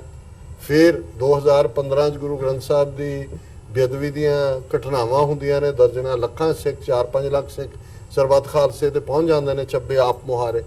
ਜੀ, ਕੌਮ ਨੇ ਸਾਥ ਨਹੀਂ ਦਿੱਤਾ ਹੈ। ਅਸੀਂ ਉਹਦੇ 'ਚੋਂ ਕੀ ਕੱਢਿਆ, ਕਿਸ ਡਾਇਰੈਕਸ਼ਨ 'ਚ ਲੈ ਕੇ ਗਏ? ਆ 2018 'ਚ ਬਰਗਾੜੀ ਦਾ ਦੇਖ ਲਓ, 7 ਮਹੀਨੇ ਸਿੱਖ ਸੰਗਤਾਂ ਦਾ ਇਕੱਠ, ਇੱਕੋ ਵੇਲੇ ਅਕਾਲੀ ਜਿਹੜੇ ਨੇ ਉਹ ਰੈਲੀ ਰੱਖਦੇ ਨੇ, ਪਟਿਆਲੇ 'ਚ ਕਾਂਗਰਸ ਰੱਖਦੀ ਹੈ ਲੰਬੀ 'ਚ, ਦੋਨਾਂ ਦੀ ਗਿਣਤੀ ਮਿਲਾ ਲਈ ਜਾਏ ਤਾਂ ਉਹ ਤੋਂ ਦੁੱਗਣੇ ਬਰਗਾੜੀ 'ਚ ਇਕੱਠੇ ਹੋ ਜਾਂਦੇ ਨੇ। ਪੰਜਾਬ ਦੀਆਂ ਏਜੰਸੀਆਂ ਨੂੰ, ਸੈਂਟਰ ਦੀਆਂ ਏਜੰਸੀਆਂ ਨੂੰ ਵਕਤ ਪੈ ਜਾਂਦਾ ਹੈ ਕੀ ਕੀਤਾ ਅਸੀਂ ਉਸ ਮੋਰਚੇ ਦਾ ਇਹਦਾ ਐਂਡ। ਸੋ ਮੈਂ ਸਮਝਦਾ ਵੀ ਇਹ ਜਿਹੜੀ ਬਲੇਮ ਗੇਮ ਹੈ, ਇਸ ਤੋਂ ਜਿਹੜੀ ਮੈਂ ਫਾਈਨਲ ਕਰਾਂ ਆਪਣੇ ਕਮੈਂਟ ਨੂੰ ਕਨਕਲੂਡ ਕਰਾਂ, ਪੰਜਾਬ ਦੇ ਵਿੱਚ ਔਰ ਬਾਹਰ ਵੀ ਜੇ ਅੱਜ ਕ੍ਰਾਈਸਿਸ ਹੈ ਤੇ ਉਹ ਕ੍ਰਾਈਸਿਸ ਆਫ ਟਰਸਟ ਹੈ, ਫੇਥ ਹੈ। ਅਸੀਂ ਇੱਕ ਦੂਸਰੇ ਤੇ ਇਤਬਾਰ ਕਰਨ ਨੂੰ ਤਿਆਰ ਨਹੀਂ ਤੇ ਆਮ ਲੋਕਾਂ ਦੇ ਲੈਵਲ ਤੋਂ ਇਹ ਹੈ ਵੀ ਅਸੀਂ ਉਹਨਾਂ ਨੂੰ ਉਹ credible network, credible setup, credible leadership ਨਹੀਂ ਦਿੱਤੀ ਜਿਹੜੇ ਲੋਕ ਯਕੀਨ ਕਰਨ ਕਿ ਅਸੀਂ ਡਿਲੀਵਰ ਕਰ ਸਕਦੇ, ਅਸੀਂ ਖਾਲਿਸਤਾਨ ਜਿਹੜਾ ਉਹ ਡਿਲੀਵਰ ਕਰਕੇ ਦੇ ਸਕਦੇ ਹਾਂ। ਬਲੇਮ ਕਰਨ ਦੀ ਲੋੜ ਨਹੀਂ। ਔਰ ਮੈਂ ਸਮਝਦਾ ਵੀ ਇਹ ਇੱਕ ਸੈਲਫ ਐਨਾਲਿਸਿਸ ਚੋਂ ਨਿਕਲੀ ਗੱਲ ਹੈ, ਪਰ ਇਹਦੇ 'ਚ ਕੋਈ ਸ਼ੱਕ ਨਹੀਂ ਹੈ ਕਿ ਜਿਸ ਵੇਗ ਦੇ ਨਾਲ, ਜਿਸ ਮੋਮੈਂਟਮ, ਜਿਸ ਸਪੀਡ ਦੇ ਨਾਲ ਇਸ ਵੇਲੇ ਡਾਇਸਪੋਰਾ ਸਿੱਖ ਖਲੋਤਾ ਹੈ, ਇਹਨੇ ਵਕਤ ਪਾਇਆ ਹੋਇਆ ਭਾਰਤੀ ਹਕੂਮਤ ਨੂੰ। ਔਰ ਉੱਥੇ ਜਦੋਂ ਜਿਵੇਂ ਮੋਦੀ ਬਣਿਆ, ਅਸੀਂ ਵਧਾਈ ਦਿੱਤੀ ਕਿ ਭਾਈ ਤੂੰ ਜਿਨ੍ਹਾਂ ਨੂੰ ਅਸੀਂ 30 ਸਾਲ 'ਚ ਨਹੀਂ ਸਮਝਾ ਸਕੇ ਵੀ ਖਾਲਿਸਤਾਨ ਜ਼ਰੂਰੀ ਹੈ, ਤੂੰ ਸਮਝਾ ਦੇਣਾ। ਔਰ ਅਸੀਂ ਦੇਖ ਰਹੇ ਹਾਂ 1 ਹਫ਼ਤੇ ਦੇ ਵਿੱਚ ਪੋਲਰਾਈਜੇਸ਼ਨ ਦੀ ਪ੍ਰੋਸੈਸ ਪਹਿਲਾਂ ਮਜ਼ਹਬ ਦੇ ਨਾਂ ਤੇ ਹੀ ਸੀ, ਹੁਣ ਉਹ ਮਿਸਟਰ ਸਟਾਲਿਨ ਤਮਿਲਨਾਡੂ 'ਚ ਡ੍ਰੈਵਿਡ ਲੈਂਡ ਦੀ ਗੱਲ ਕਰ ਰਿਹਾ। ਈਵਨ ਰਾਜ ਠਾਕਰੇ ਜਿਹੜਾ ਉਹ ਕਹਿ ਰਿਹਾ ਵੀ ਹਿੰਦੀ ਆਪਣੇ ਕੋਲ ਰੱਖੋ, ਸਾਡੀ ਮਰਾਠੀ ਜ਼ਬਾਨ ਹੈ, ਇਹਨੂੰ ਤੁਹਾਨੂੰ ਥੋਪਣ ਨਹੀਂ ਦਿਆਂਗੇ। ਸਾਊਥ ਵਾਲੇ ਕਹਿ ਰਹੇ ਨੇ ਵਿਲ ਵੇਜ ਏ ਵਾਰ, ਇਹ ਤੁਸੀਂ 3 ਲੈਂਗੁਏਜ ਦੇ ਥੱਲੇ ਹਿੰਦੀ ਸਾਡੇ ਤੇ ਥੋਪਣਾ ਚਾਹੁੰਦੇ ਹੋ। ਸੋ ਕਸ਼ਮੀਰ ਦੇ ਵਿੱਚ ਇਹ ਡੀਲਿਮਿਟਾਈਜ਼ ਕਰਨਾ ਚਾਹੁੰਦੇ ਨੇ ਕੰਸਟੀਚੁਐਂਸੀਜ਼ ਨੂੰ। ਕਸ਼ਮੀਰੀ ਜਿਹੜੇ ਹੁਣ ਤੱਕ ਲਿਬਰਲ ਨਾਂ ਦੇ ਥੱਲੇ ਸੀ ਉਹ ਵੀ ਆਵਾਜ਼ ਚੁੱਕ ਰਹੇ ਨੇ। ਸੋ ਕੁੱਲ ਮਿਲਾ ਕੇ ਮੈਂ ਸਮਝਦਾ ਵੀ ਜਿਹੜੇ ਆਉਣ ਵਾਲਾ ਵਕਤ ਔਰ ਹਾਲਾਤ ਵੀ ਇਹ ਸਾਡੀ ਫੇਵਰ 'ਚ ਹੀ ਹੈ, ਕਿਉਂਕਿ ਇਹ ਜਿਹੜੀ ਪੋਲਰਾਈਜ਼ ਕੀਤਾ ਹੈ ਸੋਸਾਇਟੀ ਨੂੰ ਹਿੰਦੂਤਵਾ ਦੇ ਨਾਂ ਥੱਲੇ। ਫਰਕ ਇੰਨਾ ਹੀ ਹੈ ਕਿ ਇੰਦਰਾ ਗਾਂਧੀ ਨੇ ਸੈਕੂਲਰਿਜ਼ਮ ਦਾ ਲਬਾਦਾ ਪਾਇਆ ਹੋਇਆ ਸੀ ਔਰ ਨੇਕਡ ਜਿਹੜੀ ਹੈ ਉਹ ਹਿੰਦੂਨੈਸ ਦੀ ਜਿਹੜੀ ਹੈ ਉਹ ਐਗਜ਼ੀਬਿਸ਼ਨ ਕੀਤੀ ਉਹਨੇ ਸਿੱਖਾਂ ਦੇ ਖਿਲਾਫ। ਇਹ ਵੇਜ ਵਾਰ ਕਰਕੇ ਰਾਜੀਵ ਗਾਂਧੀ ਨੇ ਉਹਦੇ ਚੋਂ ਪਾਵਰ ਕੱਢੀ। ਹੁਣ ਤੁਸੀਂ ਦੇਖ ਲਓ ਪਾਕਿਸਤਾਨ ਕਸ਼ਮੀਰ ਦੇ ਮੁੱਦੇ ਤੇ ਨਫ਼ਰਤ ਖੜੀ ਕਰਕੇ ਮੋਦੀ ਨੇ 351 ਸੀਟਾਂ ਕੱਢੀਆਂ ਆਪਣੇ ਅਲਾਇੰਸ ਲਈ। ਸੋ ਉਸ ਸੁਸਾਇਟੀ ਦੇ ਵਿੱਚ ਮੇਰਾ ਖਿਆਲ ਹੈ ਵੀ ਜਿਹੜੇ ਹੁਣ ਤੱਕ ਇਹਨਾਂ 35 ਸਾਲਾਂ 'ਚ ਥੋੜੇ ਬਹੁਤ ਮਿਡਲ ਗਰਾਊਂਡ ਵਾਲੇ ਵੀ ਸੀ ਆਪਣੇ ਆਪ ਨੂੰ ਜੀ ਕੋਈ ਗੱਲ ਨਹੀਂ ਇੰਦਰਾ ਗਾਂਧੀ ਨੇ ਕੀਤਾ ਸੀ ਉਹ ਮਾਰੀ ਗਈ, ਹੁਣ ਇਹ ਸਮਝੌਤਾ ਹੋ ਜਾਏ ਉਹ ਹੋ ਜਾਏ, ਉਹ ਦਿਮਾਗ ਸਭ ਦੇ ਸਾਫ਼ ਹੋ ਰਹੇ ਨੇ। ਸੋ ਕੁੱਲ ਮਿਲਾ ਕੇ ਜਿਵੇਂ ਮੈਂ ਪਹਿਲਾਂ ਕਿਹਾ ਸੀ, ਅਸੀਂ ਆਪਣੇ ਮੰਜ਼ਿਲ ਦੇ ਬਹੁਤ ਕਰੀਬ ਹਾਂ ਜੀ। ਬਲਜਿੰਦਰ ਸਿੰਘ ਜੀ, ਜਿਵੇਂ ਗੱਲ ਚੱਲ ਰਹੀ ਹੈ ਆਪਣਾ ਮਤਲਬ ਸੈਲਫ ਐਨਾਲਿਸਿਸ ਦੀ, ਜਿਵੇਂ ਡਾਕਟਰ ਸਾਹਿਬ ਨੇ ਜ਼ਿਕਰ ਕੀਤਾ, ਤੇ ਤੁਸੀਂ ਮਤਲਬ ਖਾਸ ਤੌਰ ਤੇ ਮਿਲੀਟੈਂਟ ਸਟਰਗਲ ਜਿਹੜੀ ਹੈਗੀ ਹੈ ਸ਼ੁਰੂਆਤੀ ਦੌਰ ਤੋਂ ਹੀ ਪਰਿਵਾਰਕ ਤੌਰ ਤੋਂ ਉਸ ਦੇ ਨਾਲ ਵੀ ਜੁੜੇ ਰਹੇ ਹੋ। ਸੋ ਕਈ ਤਰ੍ਹਾਂ ਦੇ ਜਿਹੜੇ ਇਲਜ਼ਾਮ ਨੇ ਉਹ ਦੂਜੇ ਪਾਸਿਓਂ ਤਾਂ ਜ਼ਰੂਰ ਲੱਗਦੇ ਹੁੰਦੇ ਨੇ ਵੀ ਆਹ ਨਹੀਂ ਇੱਦਾਂ ਕਰ ਦਿੱਤਾ, ਉੱਦਾਂ ਕਰ ਦਿੱਤਾ, ਵਧੀਕੀਆਂ ਦੀ ਗੱਲ ਹੁੰਦੀ ਹੈ ਜਾਂ ਮਾਰਕਟਾਈ ਦੀ ਗੱਲ ਵੀ ਹੁੰਦੀ ਹੈ। ਉਹਨਾਂ ਤੋਂ ਬਿਯੋਂਡ ਜੇ ਜਾ ਕੇ ਦੇਖਣਾ ਹੋਵੇ ਤਾਂ ਕੀ ਸਮਝਦੇ ਹੋ ਵੀ ਕਿਹੜੇ, ਜੇ ਸੈਲਫ ਐਨਾਲਿਸਿਸ ਕਰਨਾ ਹੋਵੇ, ਆਪਾਂ ਪੜਚੋਲ ਕਰਨੀ ਹੋਵੇ, ਕਿਹੜੀਆਂ ਥਾਵਾਂ ਤੇ ਜਾਂ ਕਿੰਨਾ ਐਂਗਲਸ ਤੋਂ ਜਿਹੜੀ ਕਮੀ ਨਜ਼ਰ ਆਉਂਦੀ ਹੈ ਕਿ ਆਉਣ ਵਾਲੇ ਜਿਹੜੇ ਸਮੇਂ ਦੇ ਵਿੱਚ ਉਹਨਾਂ ਨੂੰ ਦਰੁਸਤ ਕੀਤਾ ਜਾ ਸਕੇ? ਦੇਖੋ, ਕਮੀ ਵਾਲੀ ਗੱਲ ਤੇ ਆਪਾਂ ਕਰਾਂਗੇ। ਪਹਿਲਾਂ ਇਹ ਗੱਲ ਕਰ ਲਈਏ ਕਿ ਅਸੀਂ ਖਾਸ ਕਰਕੇ ਮੈਂ ਦੋਨੋਂ ਪਾਸੇ ਬੈਠ ਕੇ ਦੇਖਿਆ, ਜਿਹੜੀ ਤੁਸੀਂ ਗੱਲ ਕੀਤੀ ਹੈ ਨਾ ਵੀ ਭਾਈ ਸ਼ਹੀਦ ਪਰਿਵਾਰਾਂ ਨੂੰ ਦੀ ਅਸੀਂ ਦੇਖਭਾਲ ਨਹੀਂ ਕਰ ਸਕੇ, ਉਹਨਾਂ ਦੇ ਲੁੱਕ ਆਫਟਰ ਜਿਹਨੂੰ ਆਪਾਂ ਕਹਿੰਦੇ ਵੀ ਅਸੀਂ ਉਹਨਾਂ ਦੀ ਦੇਖਭਾਲ ਨਹੀਂ ਕੀਤੀ। ਮੈਂ ਉਹ ਵੀ ਪਾਸਾ ਦੇਖਿਆ ਤੇ ਮੈਂ ਦੂਸਰੇ ਪਾਸੇ ਜਿਹੜੇ ਦੇਖਭਾਲ ਕਰਨ ਵਾਲੇ ਆ ਉਧਰ ਵੀ ਬੈਠਾ, ਦੋਨੋਂ ਪਾਸੇ। ਹੁਣ ਗੱਲ ਇਹ ਹੈਗੀ ਆ ਕਿ ਸਾਡੇ ਸੰਘਰਸ਼ ਵਿੱਚ ਬਹੁਤ ਲੰਬਾ ਸੰਘਰਸ਼ ਆ ਜੀ, ਬਹੁਤ ਵੱਡਾ ਫੀਲਡ ਆ ਪੰਜਾਬ ਦਾ, ਤੇ ਉੱਥੇ ਜਿਹੜੇ ਸ਼ਹੀਦ ਪਰਿਵਾਰ ਨੇ ਲੱਖਾਂ ਦੀ ਗਿਣਤੀ 'ਚ ਨੇ, ਤੇ ਅਸੀਂ ਜਿਹੜੇ ਬਾਹਰ ਸੇਵਾ ਕਰਨ ਵਾਲੇ ਸਿੰਘ ਨੇ ਉਹ ਸਿਰਫ ਹਜ਼ਾਰਾਂ ਦੀ ਗਿਣਤੀ 'ਚ ਨੇ, ਹਜ਼ਾਰਾਂ ਤੋਂ ਵੀ ਘੱਟ ਨੇ ਜੀ। ਤੇ ਜਿਹੜੀ ਸਾਡੀ ਹੈਲਪ ਆ ਉਹ ਉਹਦੇ ਨਾਲੋਂ ਵੀ ਘੱਟ ਆ। ਤੇ ਹੁਣ ਸਪੋਜ਼ ਕਰ ਲਓ ਕਿ 1000 ਬੰਦਾ ਬੈਠਾ, ਅਸੀਂ ਉਹਦੀ ਸਪੋਰਟ ਕਰਨੀ ਹੈ। ਮੈਂ ਇੱਥੋਂ ਬੈਠਾ, ਮੈਂ ਸਪੋਰਟ ਕਰਨਾ ਚਾਹੁੰਦਾ, ਲੇਕਿਨ ਮੇਰੇ ਜਿਹੜੇ ਸਾਧਨ ਨੇ ਉਹ ਸਿਰਫ ਲਿਮਟਿਡ ਨੇ। ਮੈਂ 10 ਬੰਦਿਆਂ ਦੀ ਸਪੋਰਟ ਕਰ ਸਕਦਾ। ਜਿਹੜੇ 990 ਬੰਦੇ ਰਹਿ ਗਏ ਨੇ ਉਹ ਰਹਿ ਗਏ, ਮੈਂ 10 ਬੰਦੇ ਦੀ ਸਪੋਰਟ ਕਰ ਦਿੱਤੀ। ਤੇ ਲੇਕਿਨ ਜਿਹੜੀ ਇਹ ਗੱਲ ਕਰਨੀ ਕਿ ਵੀ ਭਾਈ ਬਾਹਰੋਂ ਸਿੰਘਾਂ ਨੇ ਪੈਸਾ ਇਕੱਠਾ ਕੀਤਾ, ਸ਼ਹੀਦ ਪਰਿਵਾਰਾਂ ਤੱਕ ਨਹੀਂ ਗਿਆ, ਇਹ ਇੱਕ ਭਾਰਤੀ ਸਿਸਟਮ ਦਾ ਤਿਆਰ ਕੀਤਾ ਪੁਆਇੰਟ ਹੈ ਸਾਡੇ ਸੰਘਰਸ਼ ਨੂੰ ਜਾਂ ਸਾਡੀ ਸੇਵਾ ਨੂੰ ਤੋੜਨ ਦਾ ਜੀ। ਤੇ ਭਾਈ ਇਹ ਜਿਹੜੇ ਉਹ ਸ਼ਹੀਦ ਪਰਿਵਾਰਾਂ ਦੀ ਸੇਵਾ ਕਰਦੇ ਨੇ, ਇਹਨਾਂ ਨੂੰ ਬਦਨਾਮ ਕਰ ਦਈਏ। ਤੇ ਇੱਕ ਪਾਸਿਓਂ ਇਹਨਾਂ ਨੂੰ ਬਦਨਾਮ ਕਰਾਂਗੇ ਤਾਂ ਇਹਨਾਂ ਦੇ ਜਿਹੜੇ ਸਾਧਨ ਨੇ ਉਹ ਪਹਿਲਾਂ ਲਿਮਟਿਡ ਨੇ, ਉਹ ਬੰਦ ਹੋ ਜਾਣਗੇ। ਨੰਬਰ 2 ਤੇ ਦੂਸਰੇ ਪਾਸੇ ਜਿਹੜੇ 10,000 ਚੋਂ 10 ਦੀ ਹੀ ਸਪੋਰਟ ਕੀਤੀ ਹੈ ਤੇ ਉਹਨਾਂ ਨੂੰ ਅਣਗੌਲਿਆਂ ਕਰਕੇ ਸਿਰਫ 990 ਤੇ ਫੋਕਸ ਰੱਖੋ, ਲੱਖੋ ਦੀ ਪੈਸਾ ਨਹੀਂ ਇਕੱਠਾ ਕੀਤਾ, ਇੱਥੇ ਤਾਂ ਦਿੱਤਾ ਨਹੀਂ। ਇਹ ਇੱਕ ਸਰਕਾਰ ਦੀ ਸੋਚੀ ਸਮਝੀ ਸਕੀਮ ਹੈ। 1992 ਵਿੱਚ KPS ਗਿੱਲ ਨੇ ਇੱਕ ਗੱਲ ਕਹੀ ਸੀ ਕਿ ਜਦੋਂ ਅਸੀਂ ਬਾਹਰੋਂ ਜੀ, ਬਾਹਰਲੀਆਂ ਕੰਟਰੀਆਂ ਤੋਂ ਜਿਹੜੀ ਸ਼ਹੀਦ ਪਰਿਵਾਰਾਂ ਦੀ ਮਦਦ ਆ ਇਹ ਬੰਦ ਕਰਵਾ ਦਾਂਗੇ ਤੇ ਉਹ ਇੱਕ ਕਿਸਮ ਦੀ ਜਿਹੜੀ ਸੰਘਰਸ਼ ਦੀ ਆ ਬੈਕਬੋਨ ਨਹੀਂ, ਉਸ ਦਿਨ ਬੈਕਬੋਨ ਟੁੱਟੂਗੀ। ਮੈਨੂੰ ਯਾਦ ਆ ਉਸ ਅਖਬਾਰ ਦੇ ਖਬਰ ਦੇ ਵਿੱਚ ਸਾਡੇ ਡਾਕਟਰ ਰਣਜੀਤ ਸਿੰਘ ਹੁਣਾਂ ਦੀ ਪਿਕਚਰ ਲੱਗੀ ਸੀ ਜਦੋਂ ਕਿ ਉਹ Sikh cultural society Richmond Hill New York ਦੇ ਖਜ਼ਾਨਚੀ ਦੀ ਸੇਵਾ ਕਰਦੇ ਹੁੰਦੇ ਸੀ ਤੇ ਬੈਕ ਸਾਈਡ ਤੋਂ ਕਿਸੇ ਦੀ ਫੋਟੋ ਖਿੱਚੀ ਤਾਂ ਕਿ ਉਹ ਇਹ ਕੋਸ਼ਿਸ਼ ਕਰਨ ਦੀ ਕੋਸ਼ਿਸ਼ ਕੀਤੀ ਵੀ ਭਾਈ ਇੱਥੋਂ ਇਹਨਾਂ ਦੇ ਸੋਰਸ ਨੇ, ਇਹਨਾਂ ਨੂੰ ਕੱਟੀਏ। ਸਾਨੂੰ ਹਰੇਕ ਜਗ੍ਹਾ ਤੇ ਸਾਨੂੰ ਕੁੱਟਿਆ ਵੀ ਗਿਆ, ਸਾਨੂੰ ਬਦਨਾਮ ਵੀ ਕੀਤਾ ਗਿਆ। ਸਾਡਾ ਮੀਡੀਆ, ਸਾਡੇ ਬੁੱਧੀਜੀਵੀ ਕਿਸੇ ਨੇ ਸਾਡਾ ਸਾਥ ਨਹੀਂ ਦਿੱਤਾ, 84 ਵਿੱਚ ਨਹੀਂ ਦਿੱਤਾ, ਉਸ ਤੋਂ ਬਾਅਦ ਨਹੀਂ ਦਿੱਤਾ। ਤੇ ਇਹ ਇੱਕ ਦੌਰ ਇਹੋ ਜਿਹਾ ਸੀ ਜਿਹਦੇ ਨਾਲ ਸਾਨੂੰ ਬਹੁਤ ਬਦਨਾਮ ਕੀਤਾ ਗਿਆ। ਲੇਕਿਨ ਚੰਗੇ ਕਹਿੰਦੇ ਕਹਾਉਂਦੇ ਸਿੰਘ ਜਿਨ੍ਹਾਂ ਨੇ ਇੰਨਾ ਕੰਮ ਕੀਤਾ ਉਹਨਾਂ ਨੂੰ ਵੀ ਬਦਨਾਮ ਕਰਕੇ ਰੱਖ ਦਿੱਤਾ ਵੀ ਭਾਈ ਇਹਨਾਂ ਨੇ ਪੈਸਾ ਇਕੱਠਾ ਕੀਤਾ। ਸੋ ਇਸ ਪੱਖ ਤੇ ਮੈਂ ਇਸ ਚੀਜ਼ ਨਾਲ ਸਹਿਮਤ ਨਹੀਂ ਹੈਗਾ ਵੀ ਅਸੀਂ ਜਾਂ ਸਾਡੀ ਆ ਮੇਰੇ ਤੇ ਇੱਥੇ ਵੀ ਇੱਦਾਂ ਦਾ ਟਾਈਮ ਆਇਆ, ਮੈਂ ਮਤਲਬ ਖੁਸ਼ ਹਾਂ।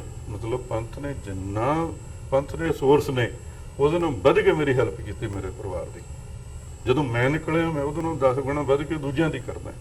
ਇਹ ਵਿੱਚ ਰਹਿ ਕੇ ਪਤਾ ਲੱਗਦਾ ਹੁੰਦਾ, ਇਹ ਪੰਜਾਬੀ ਦੀਆਂ ਫਰੀ ਦੀਆਂ ਅਖਬਾਰਾਂ ਚੱਕ ਕੇ ਨਹੀਂ ਪਤਾ ਲੱਗਦਾ ਕਿ ਭਾਈ ਸੰਘਰਸ਼ ਕਿੱਦਾਂ ਲੜੇ ਜਾਂਦੇ ਨੇ, ਸੰਘਰਸ਼ ਫਾਈਨੈਂਸ ਵੀ ਹੁੰਦੇ ਨੇ, ਸਾਰੀ ਚੀਜ਼ ਹੁੰਦੀ ਹੈ।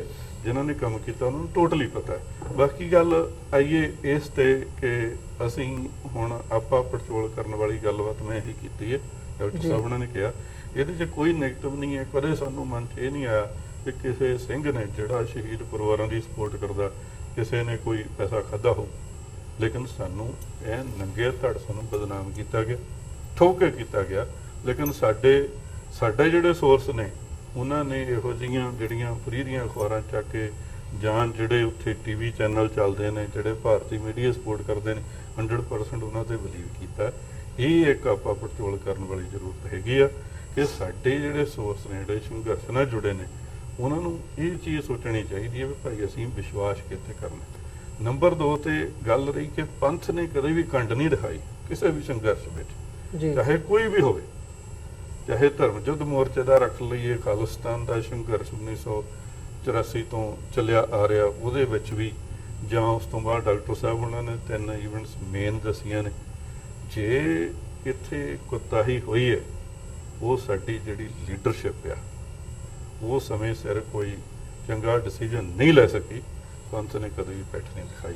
ਸਾਨੂੰ ਪੰਥ ਨੂੰ ਬਲੇਮ ਕਦੇ ਨਹੀਂ ਕਰਨਾ ਚਾਹੀਦਾ ਕਿ ਕੌਣ ਇਹਨੂੰ ਵੋਟ ਪਾਉਂਦਾ ਹੈ, ਤੇ ਅਸੀਂ ਵੋਟਾਂ ਤੇ ਵਿਸ਼ਵਾਸ ਨਹੀਂ ਕਰਦੇ, ਅਸੀਂ ਕਦੇ ਵੋਟ ਮੰਗੀ ਨਹੀਂ। ਤੇ ਹਾਂ ਇਹ ਗੱਲ ਜ਼ਰੂਰ ਹੈ ਕਿ ਹੁਣ ਜਿਹੜਾ ਸਾਡਾ ਸੰਘਰਸ਼ ਇੱਕ ਉਸ ਦਾ ਹਿੱਸਾ ਹੈ ਜਿਹੜਾ ਸੰਘਰਸ਼ ਅਸੀਂ ਲੜਿਆ ਜੀ, ਉਸ ਦਾ ਹਿੱਸਾ ਹੁਣ ਜਿਹੜਾ ਰੈਫਰੈਂਡਮ 2020 ਹੈ ਇਹ ਕੋਈ ਵੱਖਰਾ ਨਹੀਂ ਹੈ। ਇਹ ਨਹੀਂ ਹੈ ਵੀ ਭਾਈ ਉਹ ਵੱਖਰੇ ਸੀ ਇਹ ਵੱਖਰੇ ਆ, ਨਹੀਂ, ਇਹ ਸਾਰਾ ਹੀ ਉਸ ਦਾ ਅਗਲਾ ਕਦਮ ਹੈ।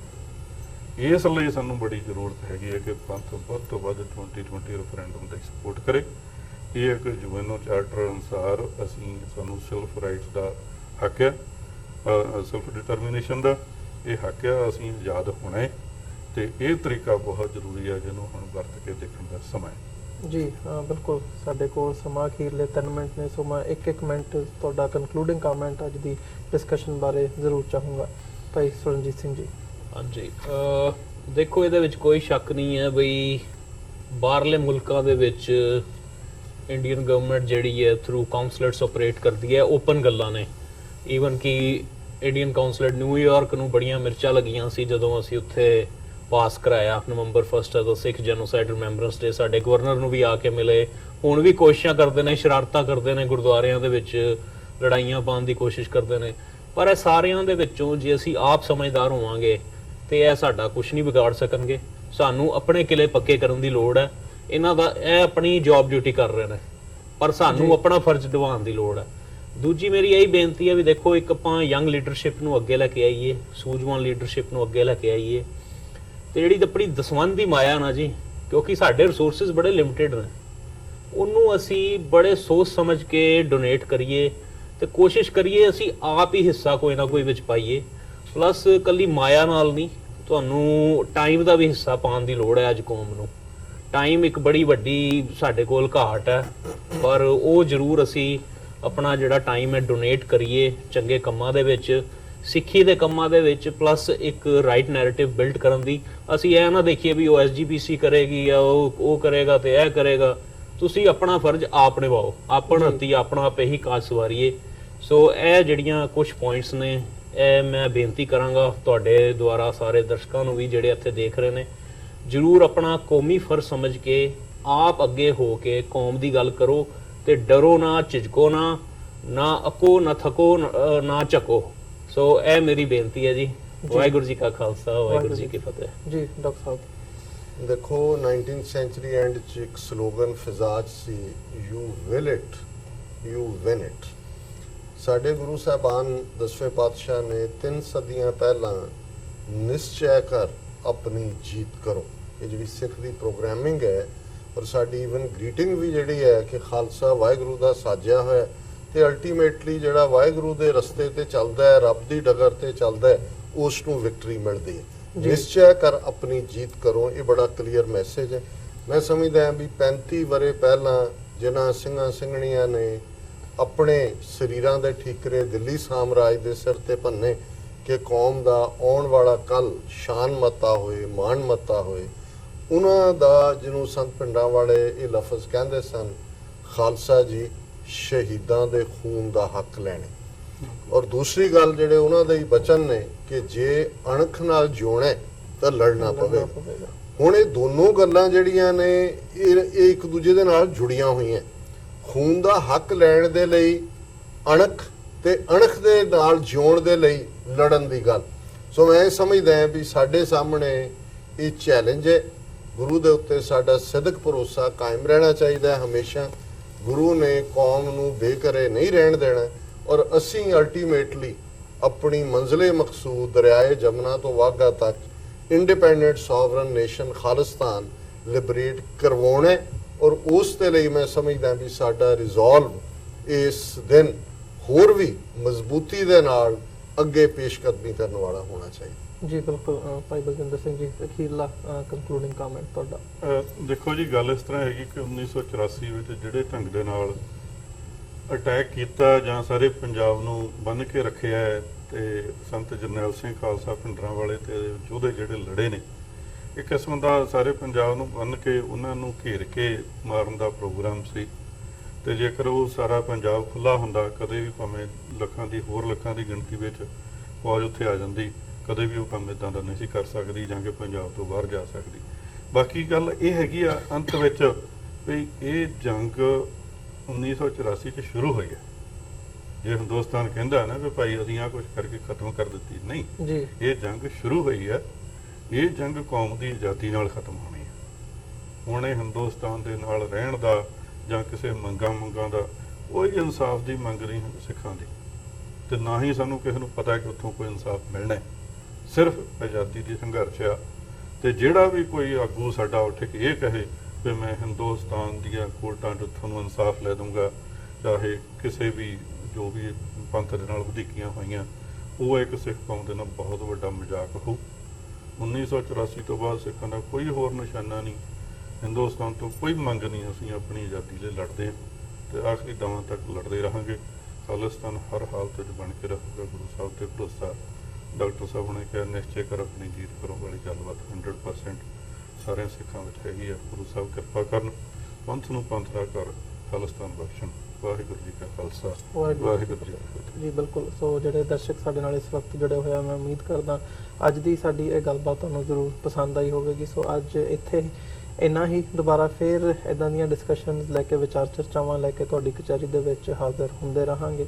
ਸੋ ਅੱਜ ਇੱਥੇ ਹੀ ਇਜਾਜ਼ਤ ਚਾਹੋ। ਤੁਹਾਡਾ ਵੀ ਬਹੁਤ ਬਹੁਤ ਧੰਨਵਾਦ, ਤੁਸੀਂ ਆਪਣਾ ਸਮਾਂ ਕੱਢਿਆ ਤੇ ਸਾਡੇ ਨਾਲ ਵਿਚਾਰਾਂ ਦੀ ਸਾਂਝ ਪਾਈ ਹੈ, ਫਤਿਹ ਦੀ ਸਾਂਝ ਪਾਈ ਹੈ ਅੰਤ ਦੇ ਵਿੱਚ। ਵਾਹਿਗੁਰੂ ਜੀ ਕਾ ਖਾਲਸਾ, ਵਾਹਿਗੁਰੂ ਜੀ ਕੀ ਫਤਿਹ।